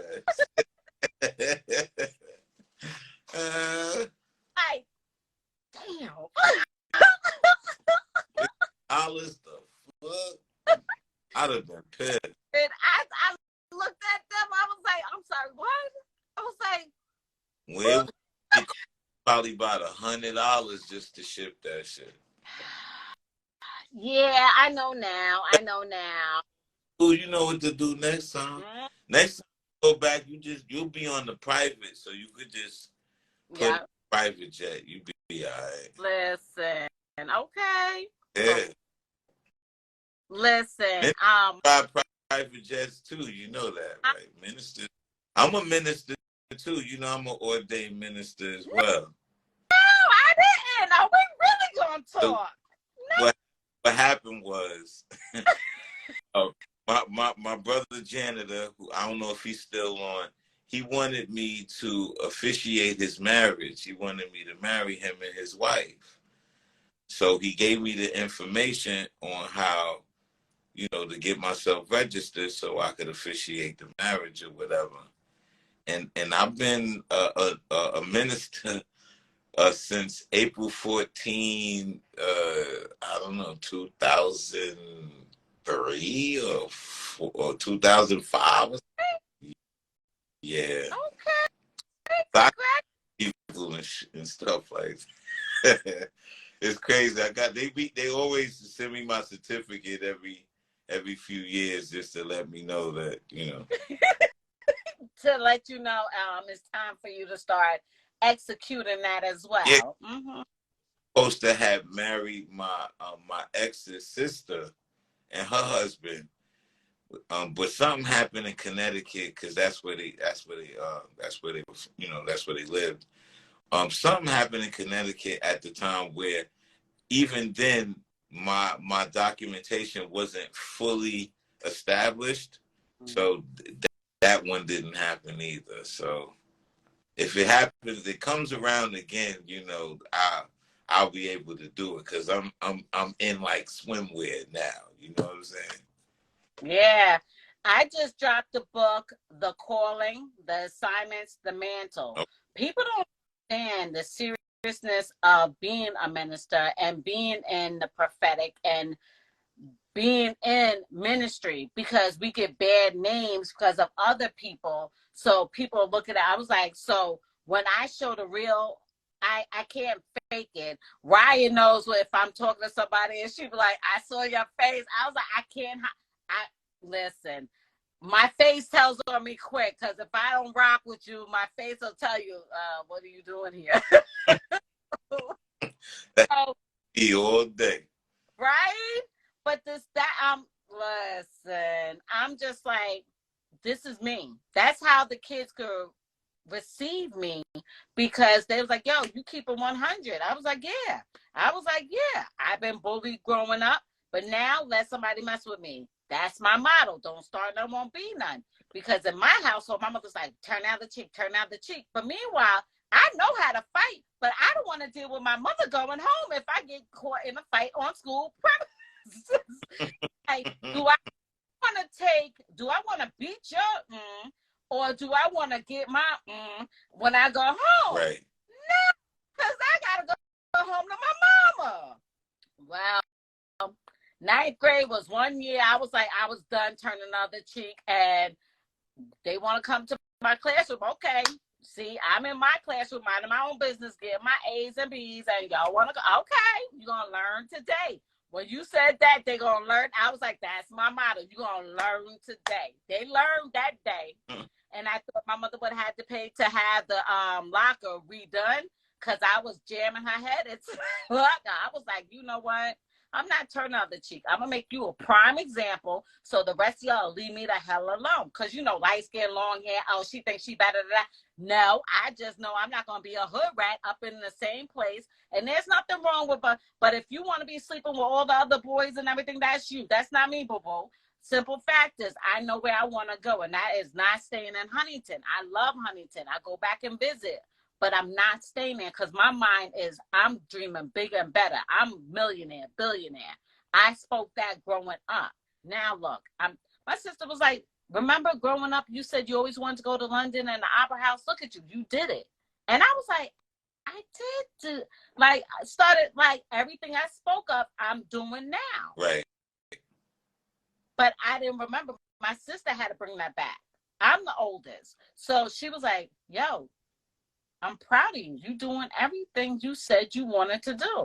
I was like, yeah, now it's time to take it to the next notch. Now it's time to, like, you doing it. So our heartache growing up, our pain, look at us now. That pain pushed us. That pain was that pressure. Yep. Pressure bust pipes. Now, It now. yes. Facts. So, again, I love our conversations behind closed doors and live. Thank you. Because I know some more things. Now we're going to be talking more. Yes, the fact. You know that. You know that. And salute to my brother from another mother, Granddaddy IU, because in spirit, he made all of this possible. You know what I'm saying? And he's been my angel. He's definitely helped put a few things together, even down to, like, you know, the situation I spoke about with the oil. Like, that's our mutual brother. You know what I'm saying?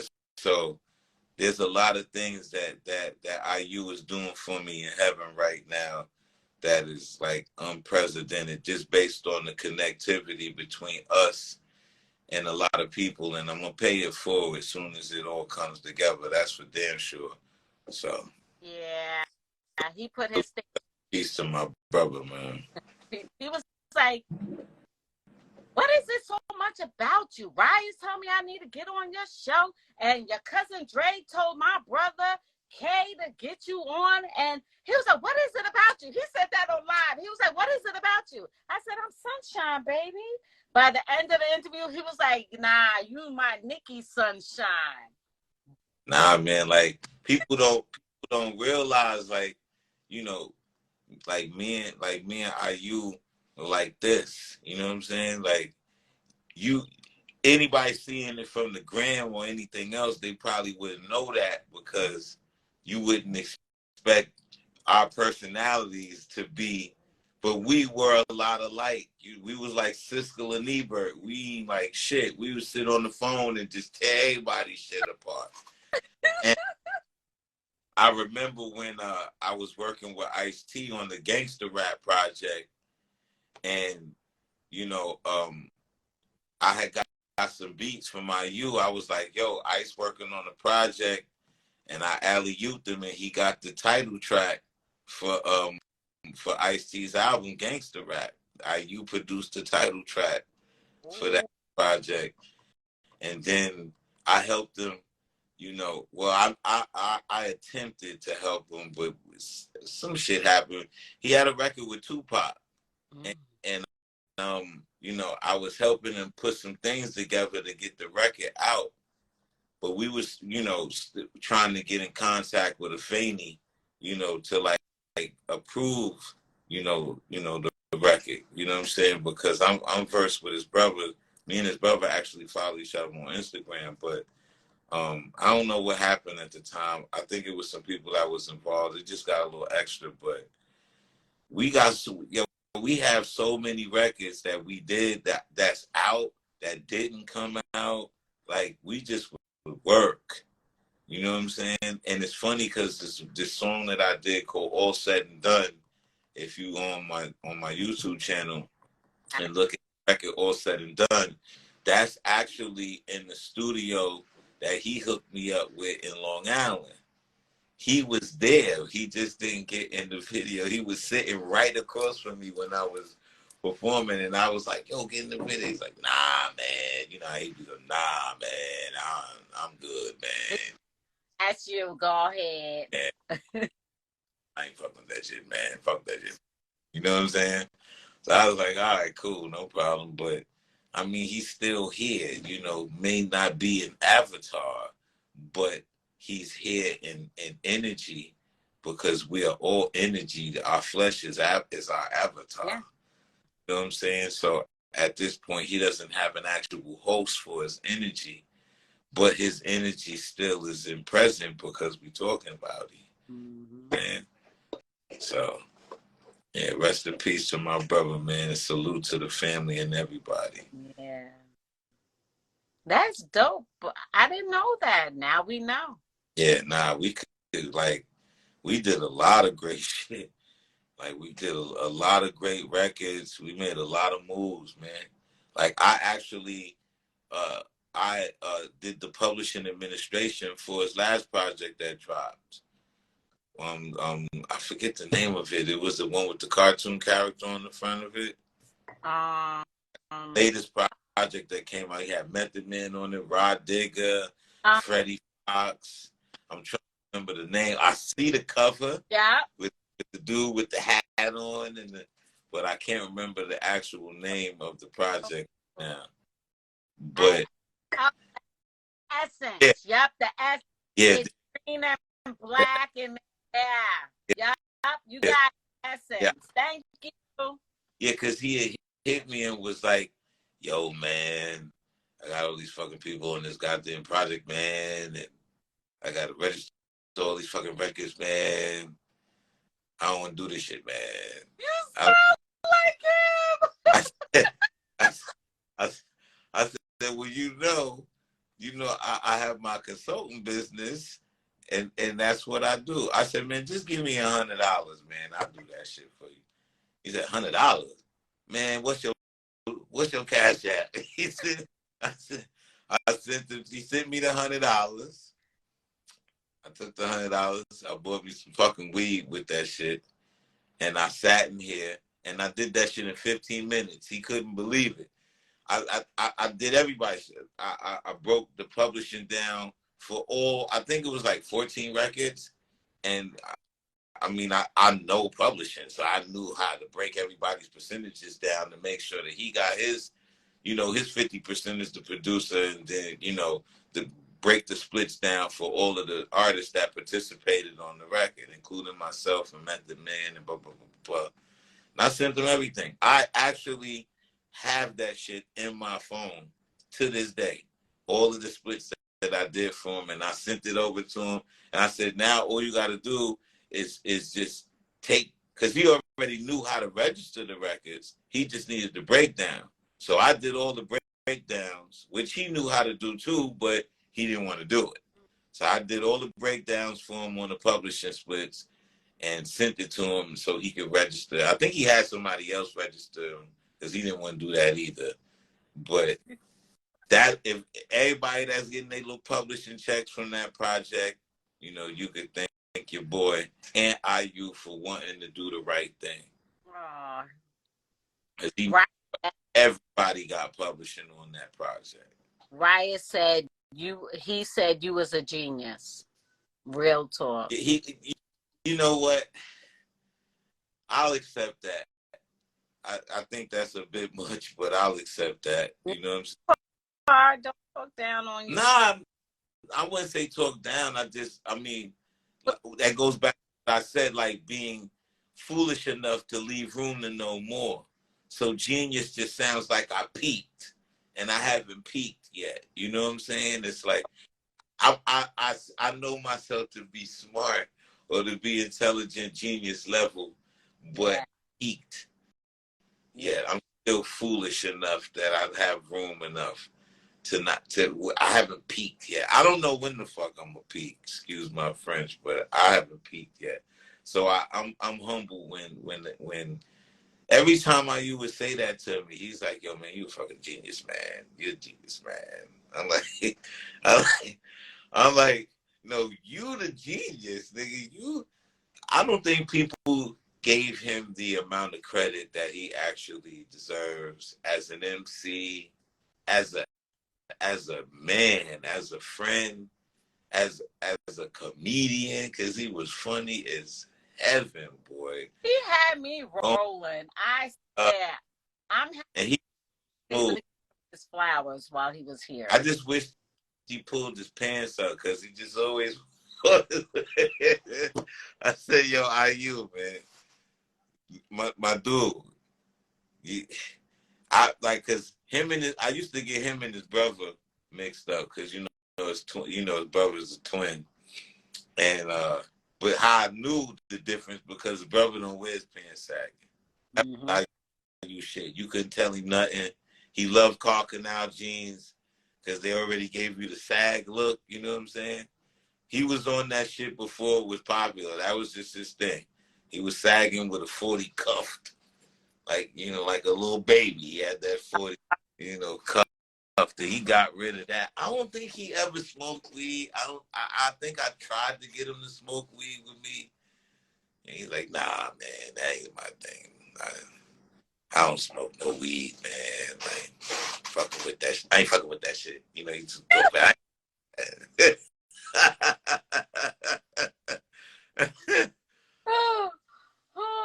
Shout out to Shorty Shy. Shout out to the whole camp, man. Salute to you, brothers.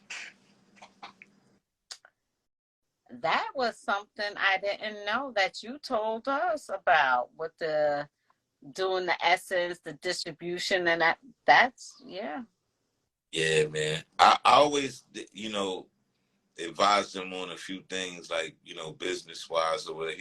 He respected my mind in that aspect. He knew I was like very anal retentive when it came down to business. You know what I'm saying? And I get my mother's a paralegal like yourself, travel agent, /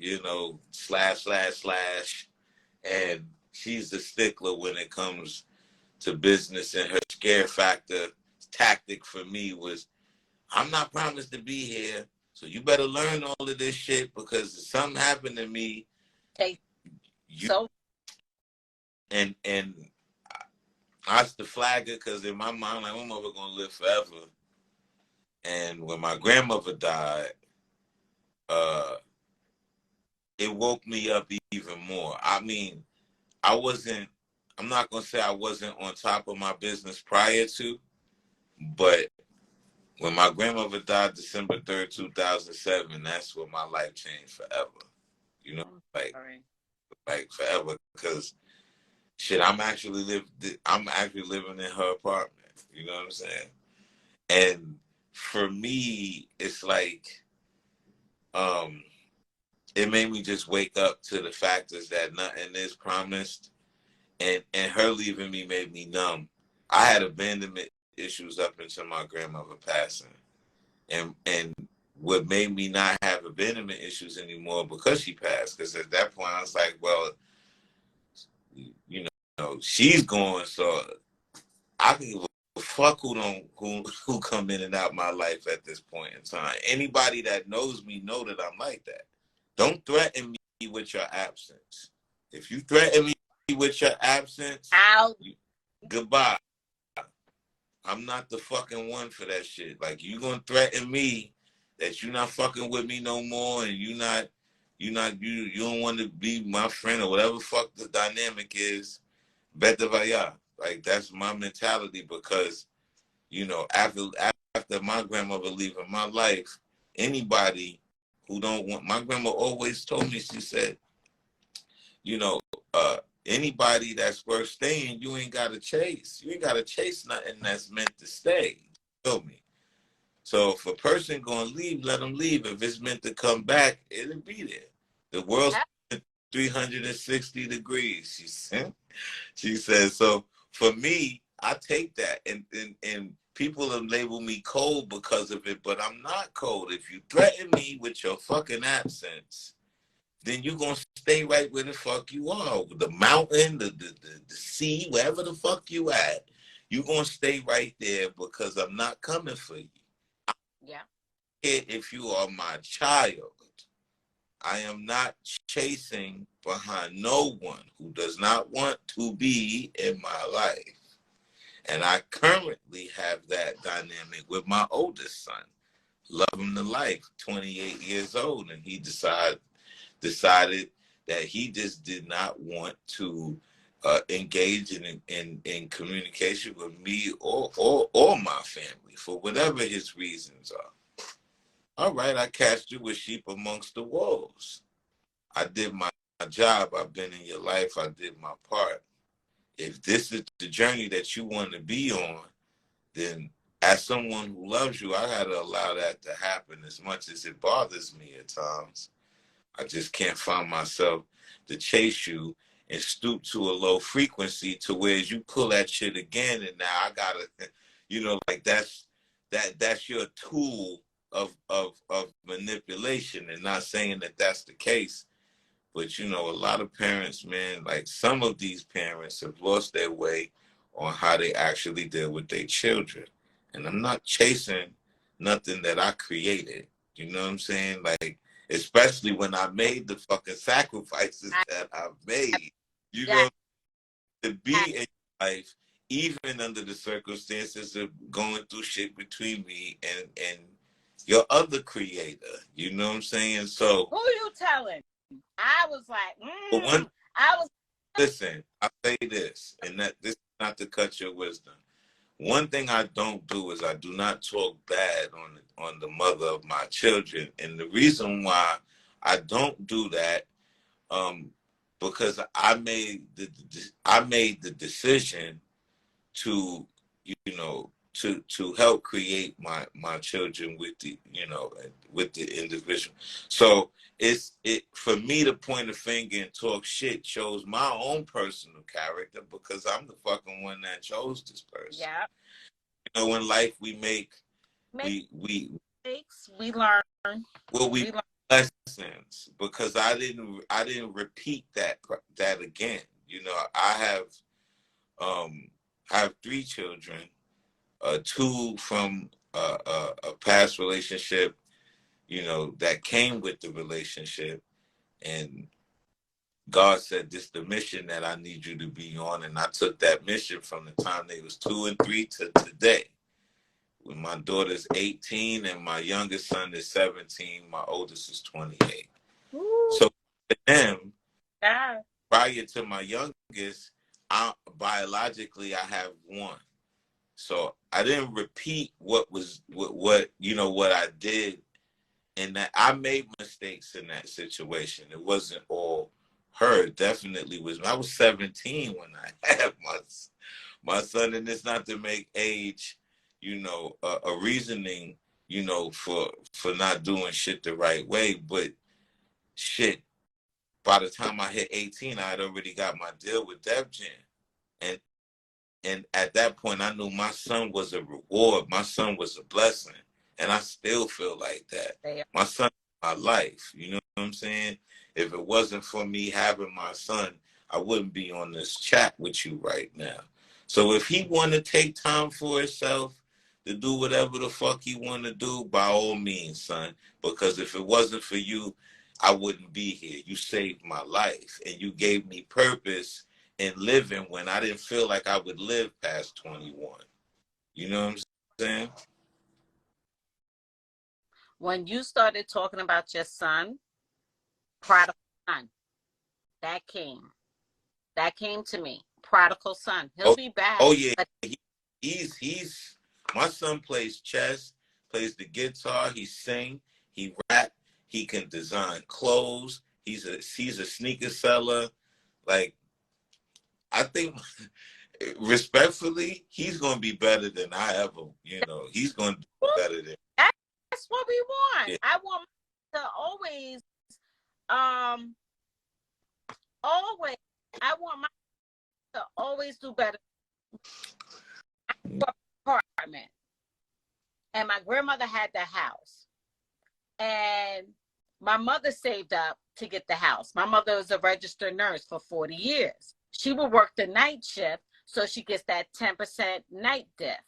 Right. My mother's been, and she wanted to make sure she was home during the day for us.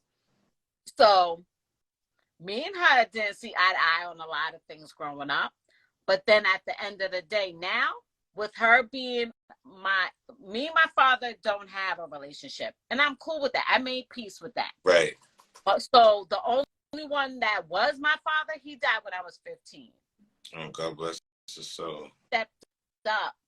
So when he got ill, I made sure I stopped working. I was working at McDonald's. Like I had a job ever since I was 11.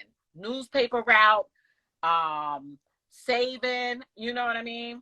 Things to that nature. Right. But when he got sick, I was 14.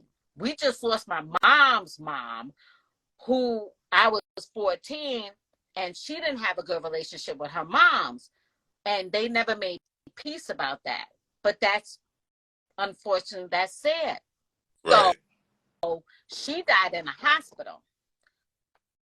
When my father got sick, I was like, nope, daddy's not dying nowhere but in the house. We gonna take care of him. And he works for the school district. So he had great insurance. So we made sure that my mother made sure at night there was a nurse there so me and my sister could sleep. I didn't have a teenage years because I was making sure my father was good until he took his last breath in front of us. Right. You know? Right. So that caused a chain reaction. Like I was not focused on school, but when he got sick, I started focusing hard. Like, nope, I'm gonna do this so that way when I get older, my mom's ain't gonna have to worry about working and da da da da da da. Now, Ma, what you mean? Okay, here I'm sending it. I'm a Cash App Elijah. That's my oldest son. We call him EJ. Okay. I'm a Cash Elijah, and then go ahead and do what you need. No, Ma. Go ahead and do what you got to do. But Ma, stop. Go and do it. And then she's like, okay. But right. Yeah. So the simple fact is, my oldest and he did the same thing with me.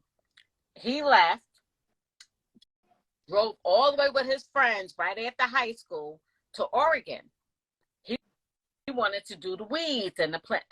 The field, and he studied it and everything. He was serious about it. He lost his job. But for that 2 years, it was silence.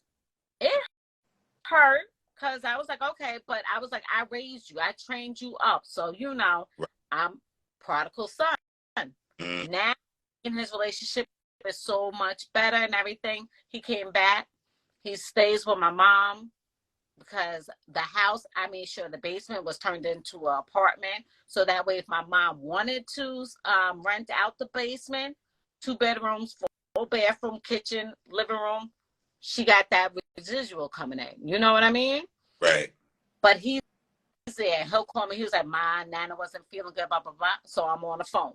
She was like, "Who's informed, your sister or your son?" I'm going to make sure you good, because if anything, I'm coming down to bring you back up here until right. I'm, you know? Right. So, yeah, he's coming. But you know what? You're known. You're well known. He wants to do it on his own and not have, "Oh, you're such and such son. Oh, let me do that." No, he wants to do it on. That's what I feel, because he in the sneaker world. He know his dad is like, he got that shit from me. So he know if I hit my niggas, they all buying everything. They buying him out. That's Christ's son. He don't want none of that. No. I mean, he go by his name. He go because he's a junior.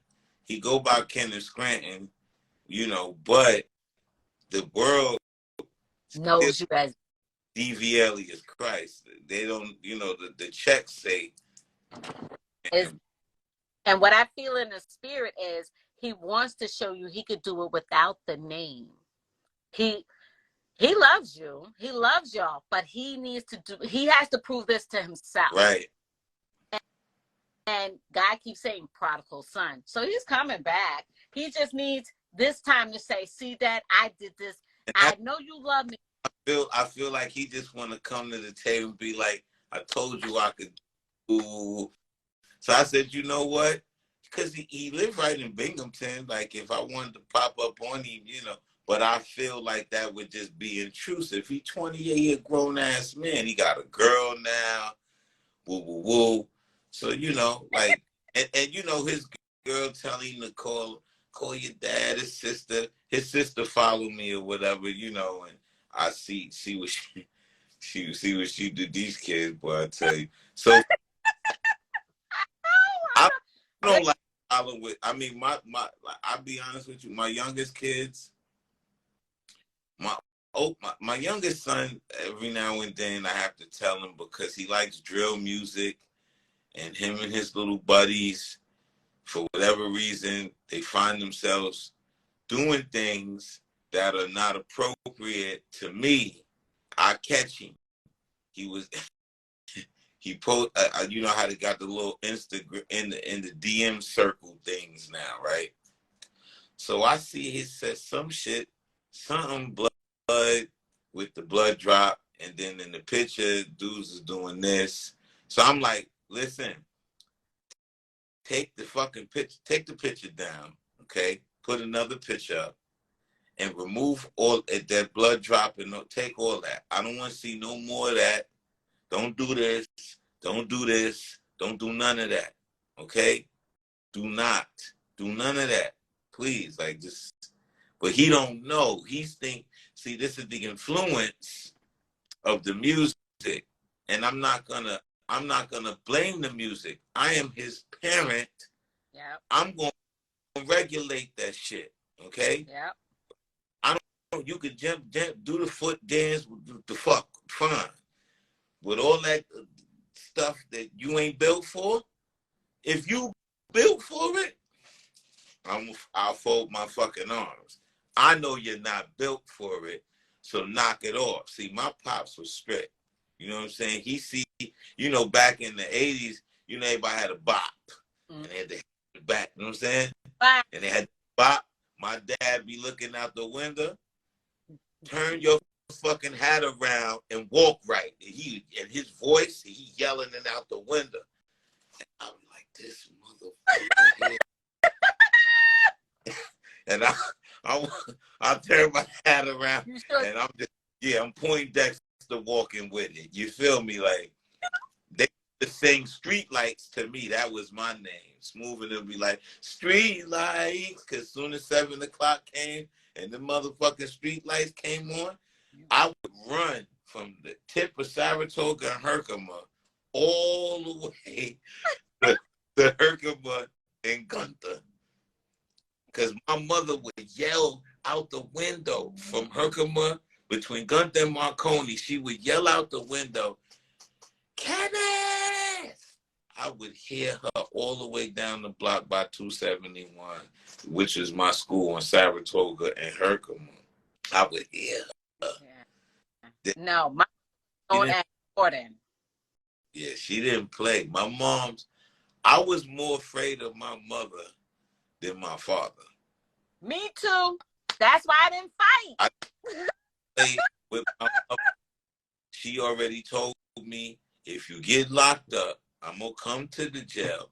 I'm going to fuck you up, then leave you in the jail. And at that time, that was terrifying for me. I do everything that you could think of, but when it came down to somebody saying, I'm going to tell your moms. Yo, word. You should lose my mind. I'll tell you, I done sold more crack than we could count on this motherfucking phone. She didn't know nothing. Any of my criminal activities that I did in the street, my mother, to this day, does not know about it. Now, she wouldn't give a fuck these days. But shit that she's found out in current, she couldn't, her and my father couldn't believe it. Like, because I played this Dr. Jekyll and Mr. Hyde. I played this Clark Kent Superman shit very well. I got caught. God was like, no. My mother was like, you're not meant to fit in. And every time you try to fit in, God puts the big bright light on you and you get caught. Yo, and growing up in town, everybody knew everybody. And yo, I tried to cut class one time, right? Pathmark. Here's the high school, Huntington High. Here's Pathmark. So I'm coming out the back. Right. Who's out the back of Pathmark driving? Yo, mama. Word. And everybody was like, oop. She was like, Nicole Antoinette Murphy. Really, Ma? You had to go and call my whole government name. If you don't get your ass up, yo, I was like, pew! I was like, gotta go.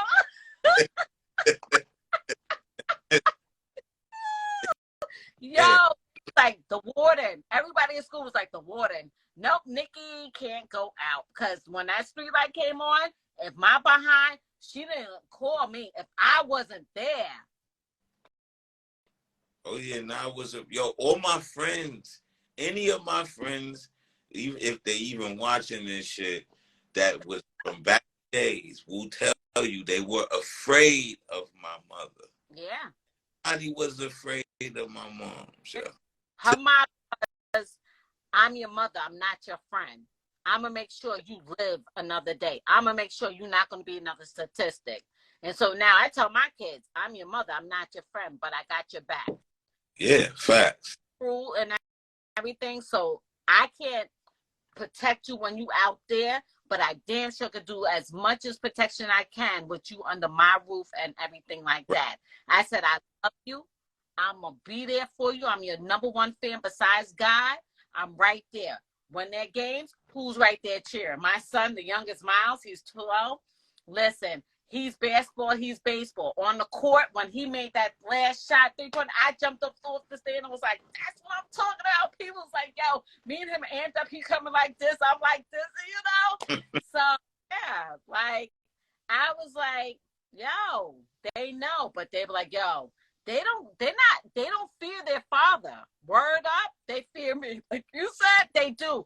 Yeah. The teacher like, I'm gonna call your father. They be like, go ahead. I told the teacher one time because I do pop-ups.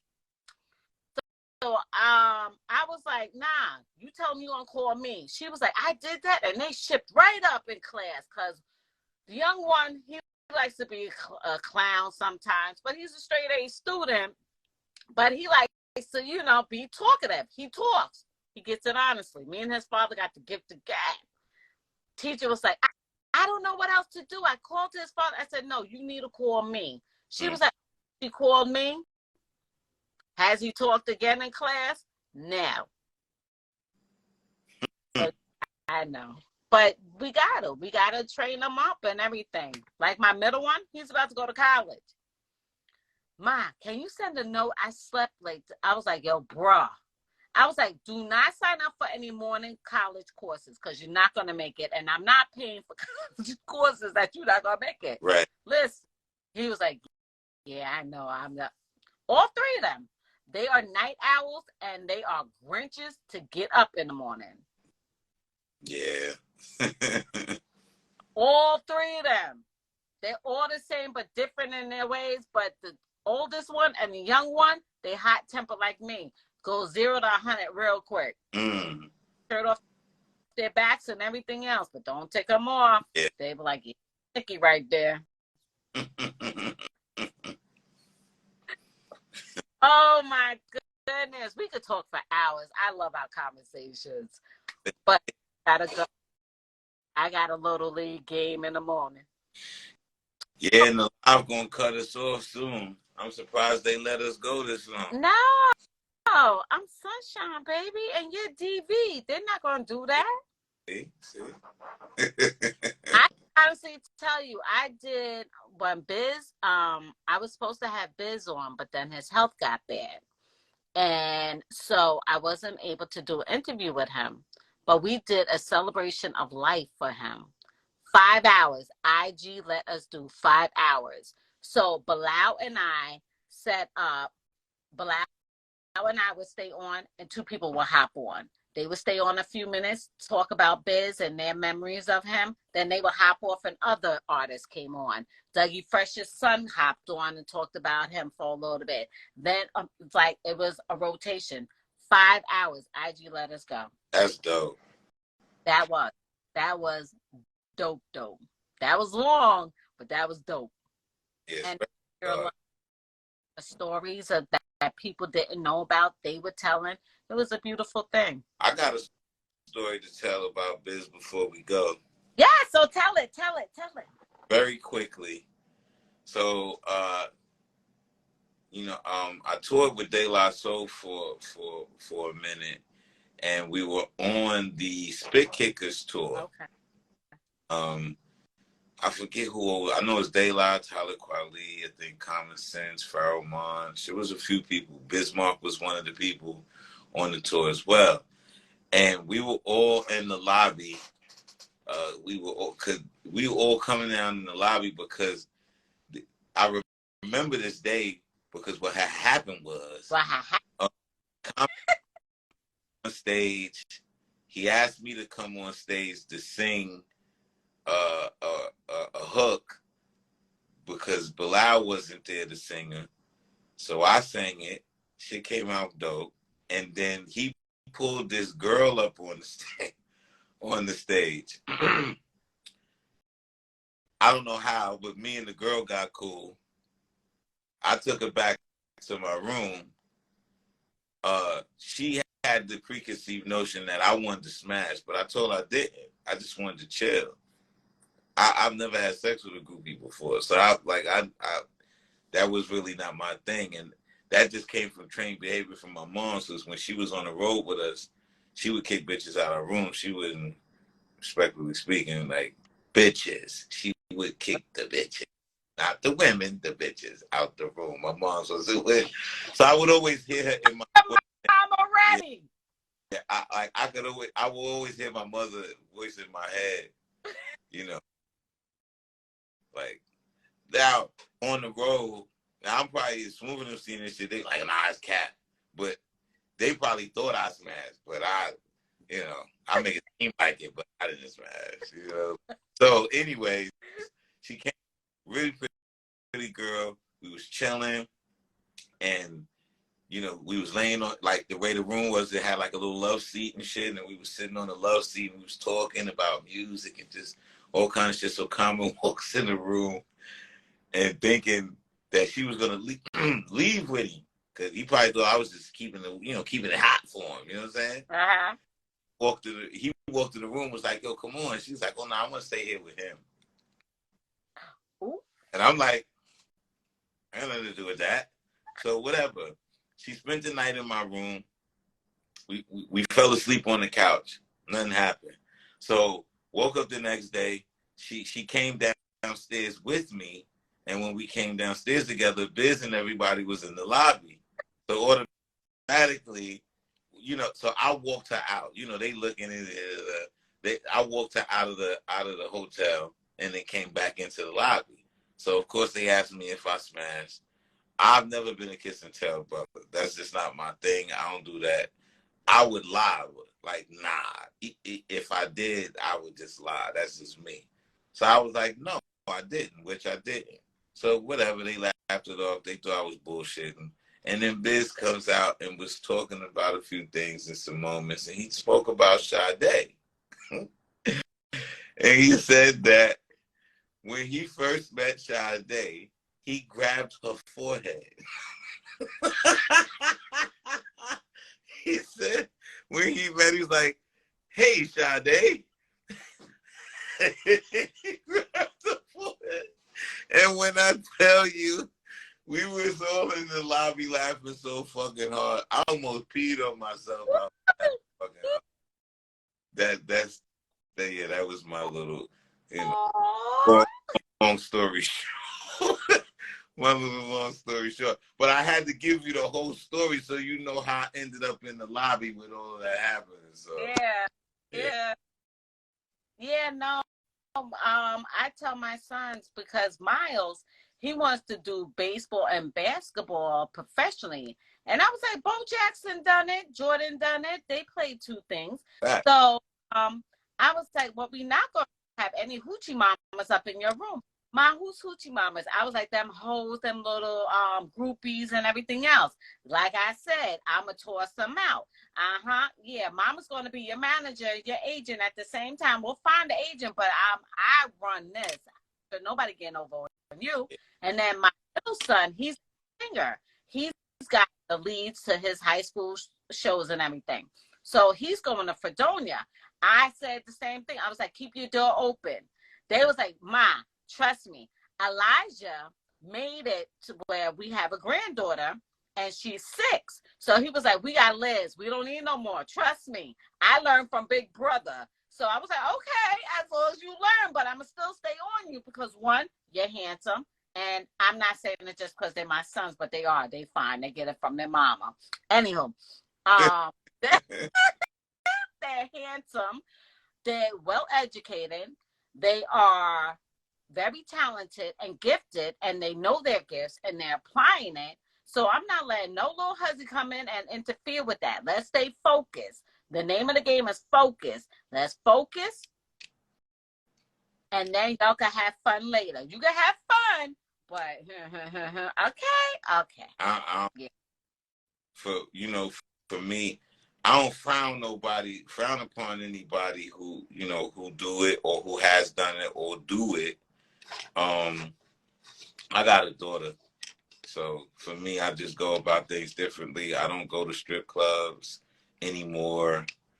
I don't partake in certain activities that I used to indulge in as it pertains to women because of my daughter. So, like, I haven't been in a strip club since 2013.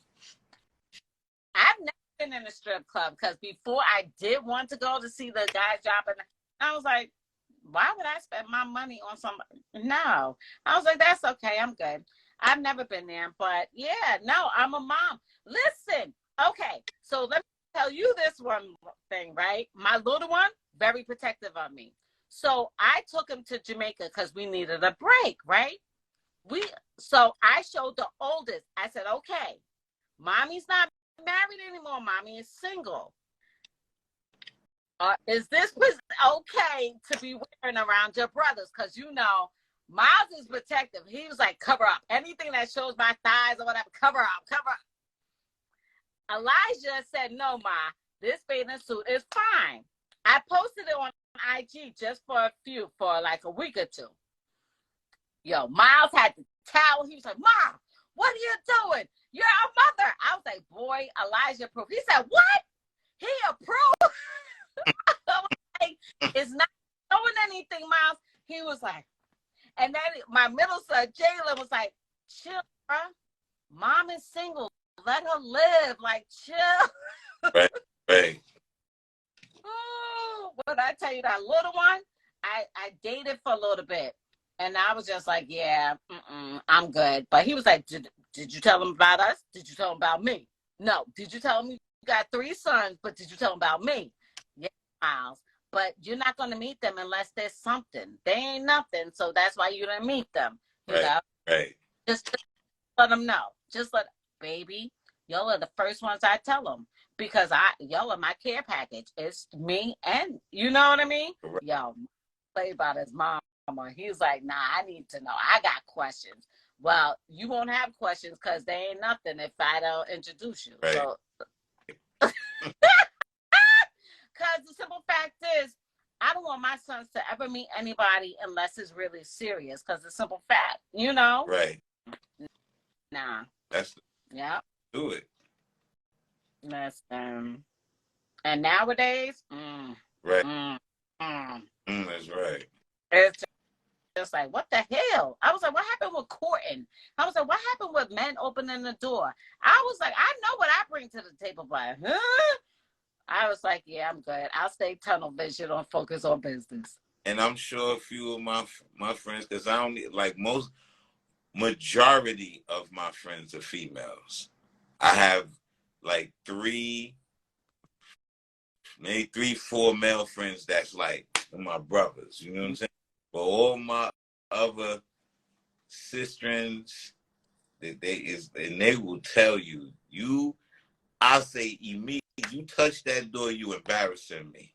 Walk on the inside. Do not walk on the outside of me. I'm annoying with that shit. Like I'm annoyed. Like I be like, inside. That's my my keyword. Inside. Don't you touch that motherfucking door and make me look bad. Ain't nothing wrong with you standing to the side and letting me hold the door. That shows that I respect you as the individual that's with me. It don't have to have no other frequency attached to that except for respect. You know what I'm saying? That's how my mother and my dad raised me. That's period. I'll stand there and I look and I was like, okay, that's the first and last time you'll be seeing me. Yeah. Look, my grandmother raised me as a Southern Belle. My mother worked and was back. My mother had me when she was 18. So she was going to college for nursing right after graduation. So I was more with my grandmother. My grandmother's born and raised from Pensacola, Florida. Right. So I'm a Southern Belle raised. Courting. Yeah, courtship is important. It is. But nowadays, I was like, but being in a marriage for 20 years now, a year and a half, almost 2 years being divorced, right, back wetting, and I was like, yeah, I'm good. No, I'm good. And my sons was like, yo, we gonna let him know. He need to. I was like, you don't need to let nobody know because I'm. It's like right. this Pickens. So I was like, we need to do an etiquette 101. Young men and ladies. Mm-hmm. So, yo, hey ma, how you do? Like, come on. Hello. It's like we need an etiquette class again. Yeah. Something. No, other than that, that's that.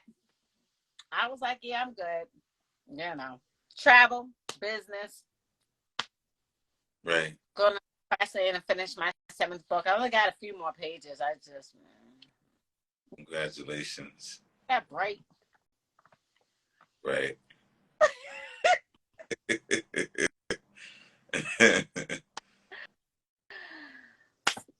Thank you. It was a great. Thank you, John. I appreciate you for having me. You know, Rhea, thank you for plugging this and making this all possible. You know, putting the forces together. And I'm waiting for you and hubby to get in contact with me about that water too. Ooh, you heard it. Yeah. You heard it. Don't play with it. Don't play with it. Don't play with it. Right? Don't play with it. I want to give a shout out to, JP, the producer, has an event tomorrow that she's gonna be playing at on 251 Bushwick. If you're around, pull up. You know what I'm saying? She's gonna be in the building playing some incredible beats. You know, she's a really dope female producer, really dope producer, period, that I manage. And yeah, I want people to be on the lookout for her. Homegirl Bonnie, she probably in the live. She got some music out. You could check her out. It's under Bonnie Baby, and she got some stuff she gonna be working on soon too. And you know, like just be prepared to hear um not only just myself. I got a lot of other music and stuff that I'm working on and working with. You know, I've done some stuff with a lot of up and coming artists that's coming out, and my boy Young Knight. You know, I did some stuff with him. He got a record out right now called Smoking. Um, I mixed a few records for this other up and coming female artist by the name of Yen. I did some other stuff with another female artist by the name of Kamaria. We did a record called Vibin'. She has an EP out that's out doing well. I mean, I got a lot of independent artists that that I actually work with and is working with, and a lot of musicians and producers and stuff that's on the rise. My photographer Brega, super dope. He's super dope lyricist and photographer. You know, be on the lookout for him. I got another videographer, my man Modest. He has his company. He shoots all of my vlogs and behind the scenes footage and stuff. My cousin Tydro, he's a dope MC and videographer. He does practically all of my videos. My brother True, another dope MC slash videographer, does pretty much all, my videos. His brother Matty Tosca got a project out called Magnum Opus, and it's the go, man. Dang, that's that's what that's it in a nutshell. It's the government, man. Okay, now let me ask you: you still in New York? Yeah. Good. I'm gonna inbox you the flyer for Wine Dance Day. If you want to come through, I'm covering that. We could get some photos so we could put it in Blown Wolfer and things like that. Okay. But I'm gonna inbox you some more business things to talk to you about, off the air, of things I'm working on behind the scenes that Ryan and I were, Yes. And we need to get you to get this quantum hydrogen water bottle in your crib for you and your kids too, man. Yes. Like, you want to get your kids in the habit because they athletes too. They drink water. They get on me for not drinking too much. I know. I need to do better. But with this technology being that they're high performance, like they're in high performance athleticism, it'll be good for their joints. You know what I'm saying? For their, just to protect their cells, and they can recover a lot quicker from any damages, God forbid. You know what I'm saying? So just it's just those things to factor in, because they're young. So you get them in the habit of having this type of energy in their bodies. Now, by the time they our age, they be super saiyans and some shit. I'm for real. I've already told the little one, like, he was like, he likes to make money. He works and he saves. Like, literally, his middle brother be coming to him sometimes like, yo, can I borrow 20? He be like, hold on. When you giving it back? Right. Like, sure. So yeah, we definitely gonna talk behind the scenes like we always do, but we gonna talk more and more now, more and more. You know the vidobs. Yeah, listen. But yeah, I just love our conversations. Again, like I said before. Yeah. Oh, I'm so excited. But most of all, I'm excited for what you're doing, what's about to come out of this, and much more. Like, yeah, Yeah. you're Yeah. now. It's like bursting. It's about to burst. And you're going to just like, oh, to keep up. You're going to. But I ain't gonna forget either. So all of these are like, this is important because you're not gonna see another interview for quite some time after this. So they better soak it up for as much as they can, because I can see that show. yeah, I don't like doing podcast interviews and stuff. I don't like, rapping on these. I did all of this shit. I feel like allow that to be for the up and coming artists that's trying to do their thing right now and solidify themselves and prove their point. I've proved my point already, and I don't need to prove it anymore. I got information, and that information needs to be divulged, and I need to get it out there to as many people as I can, because time is the worst thing that man could ever think he has. So I'm not here to play with it. I've had people dying ever since I was little around me. So I know that for a fact. That's why I said I don't wait for nothing. If I love you, I tell you I love you. Before I get off the phones with my kids, I tell them I love them. Exactly. Because it's not promised. You may go to sleep or not wake up. Or you could wake up, head out, and don't come home. So I'm trying to tell people that's in this live, you know what I'm saying? Like, love is the highest level of intelligence. You should never be afraid or apprehensive to give love. It's free. Exactly. Anything. It's not gonna cost anything from me. If I love you, it's forever. Even if you get on my fucking nerves, it's forever. You know what I'm saying? Oh, I know. Yeah. Trust me, I know. I'll be like, you better be lucky. I love you. Yeah. Snap, crackle it. Pop your motherfucking head. Real talk. I be like, they be like, I can pop my son. I'm like, I don't even pop him. I yoke him up. Like, who you talking to? He be like, nah. But then I be like, all right. And then I give him a hug, and then he go about his business. But one time we was playing the game, and he got mad because he's a sore loser. He threw the game. I couldn't jump over the table quick enough, so I took off my slide and I threw it and hit him dead center. He was like, and the other two brothers was like, about time, Ma. You always let him get away with everything. We didn't get away with it.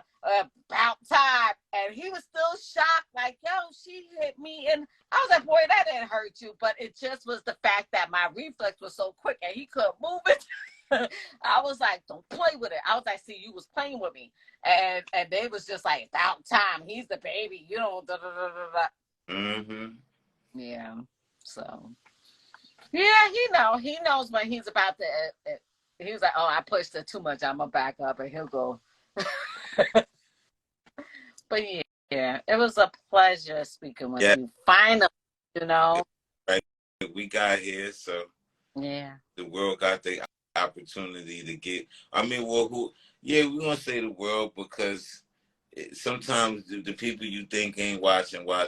So. Mm-hmm. Oh, they're watching, and if they're not watching, they'll go on to the YouTube to watch it later. Right. But the fact is, the nuggets you dropped, the information you dropped, speaking of, and things like that, again, giving you your flowers while you're here. Thank you. I appreciate it. And I appreciate the music you put out, and I appreciate real. Lord, you need more real. Listen. Oh yeah, we coming. Next single is called No Discounts, produced by JP. And the next single after that is entitled 222, produced by myself. And then we got a bunch of stuff, coming. I got like some, I just did some work with Ice-T, so we got some current stuff about to happen. Oh. I got a mixtape out right now called Ming Season Volume 1, hosted by Ice-T. That's on all streaming platforms right now. Put together by myself and DJ AP of Negative Reflection Crew. And yeah, man, the single Gin is out right now, produced by JP. Plug. And anything else that y'all need to know about, you could go to my website, dvaliaskhryst.com. You need to follow me at dvaliaskhryst everything. And you want to get in tune with the water, with the quantum hydrogen water. That's at the Cell Bar Miami. And the website is thecellbar.com. Listen, yes, we will talk in the chat, you and I, and we will take that further. Yes, man. Appreciate you, Sunshine. I appreciate you as well. From Africa. Thank you for tuning in. Have a blessed night. Have a safe weekend. See y'all soon. Hey.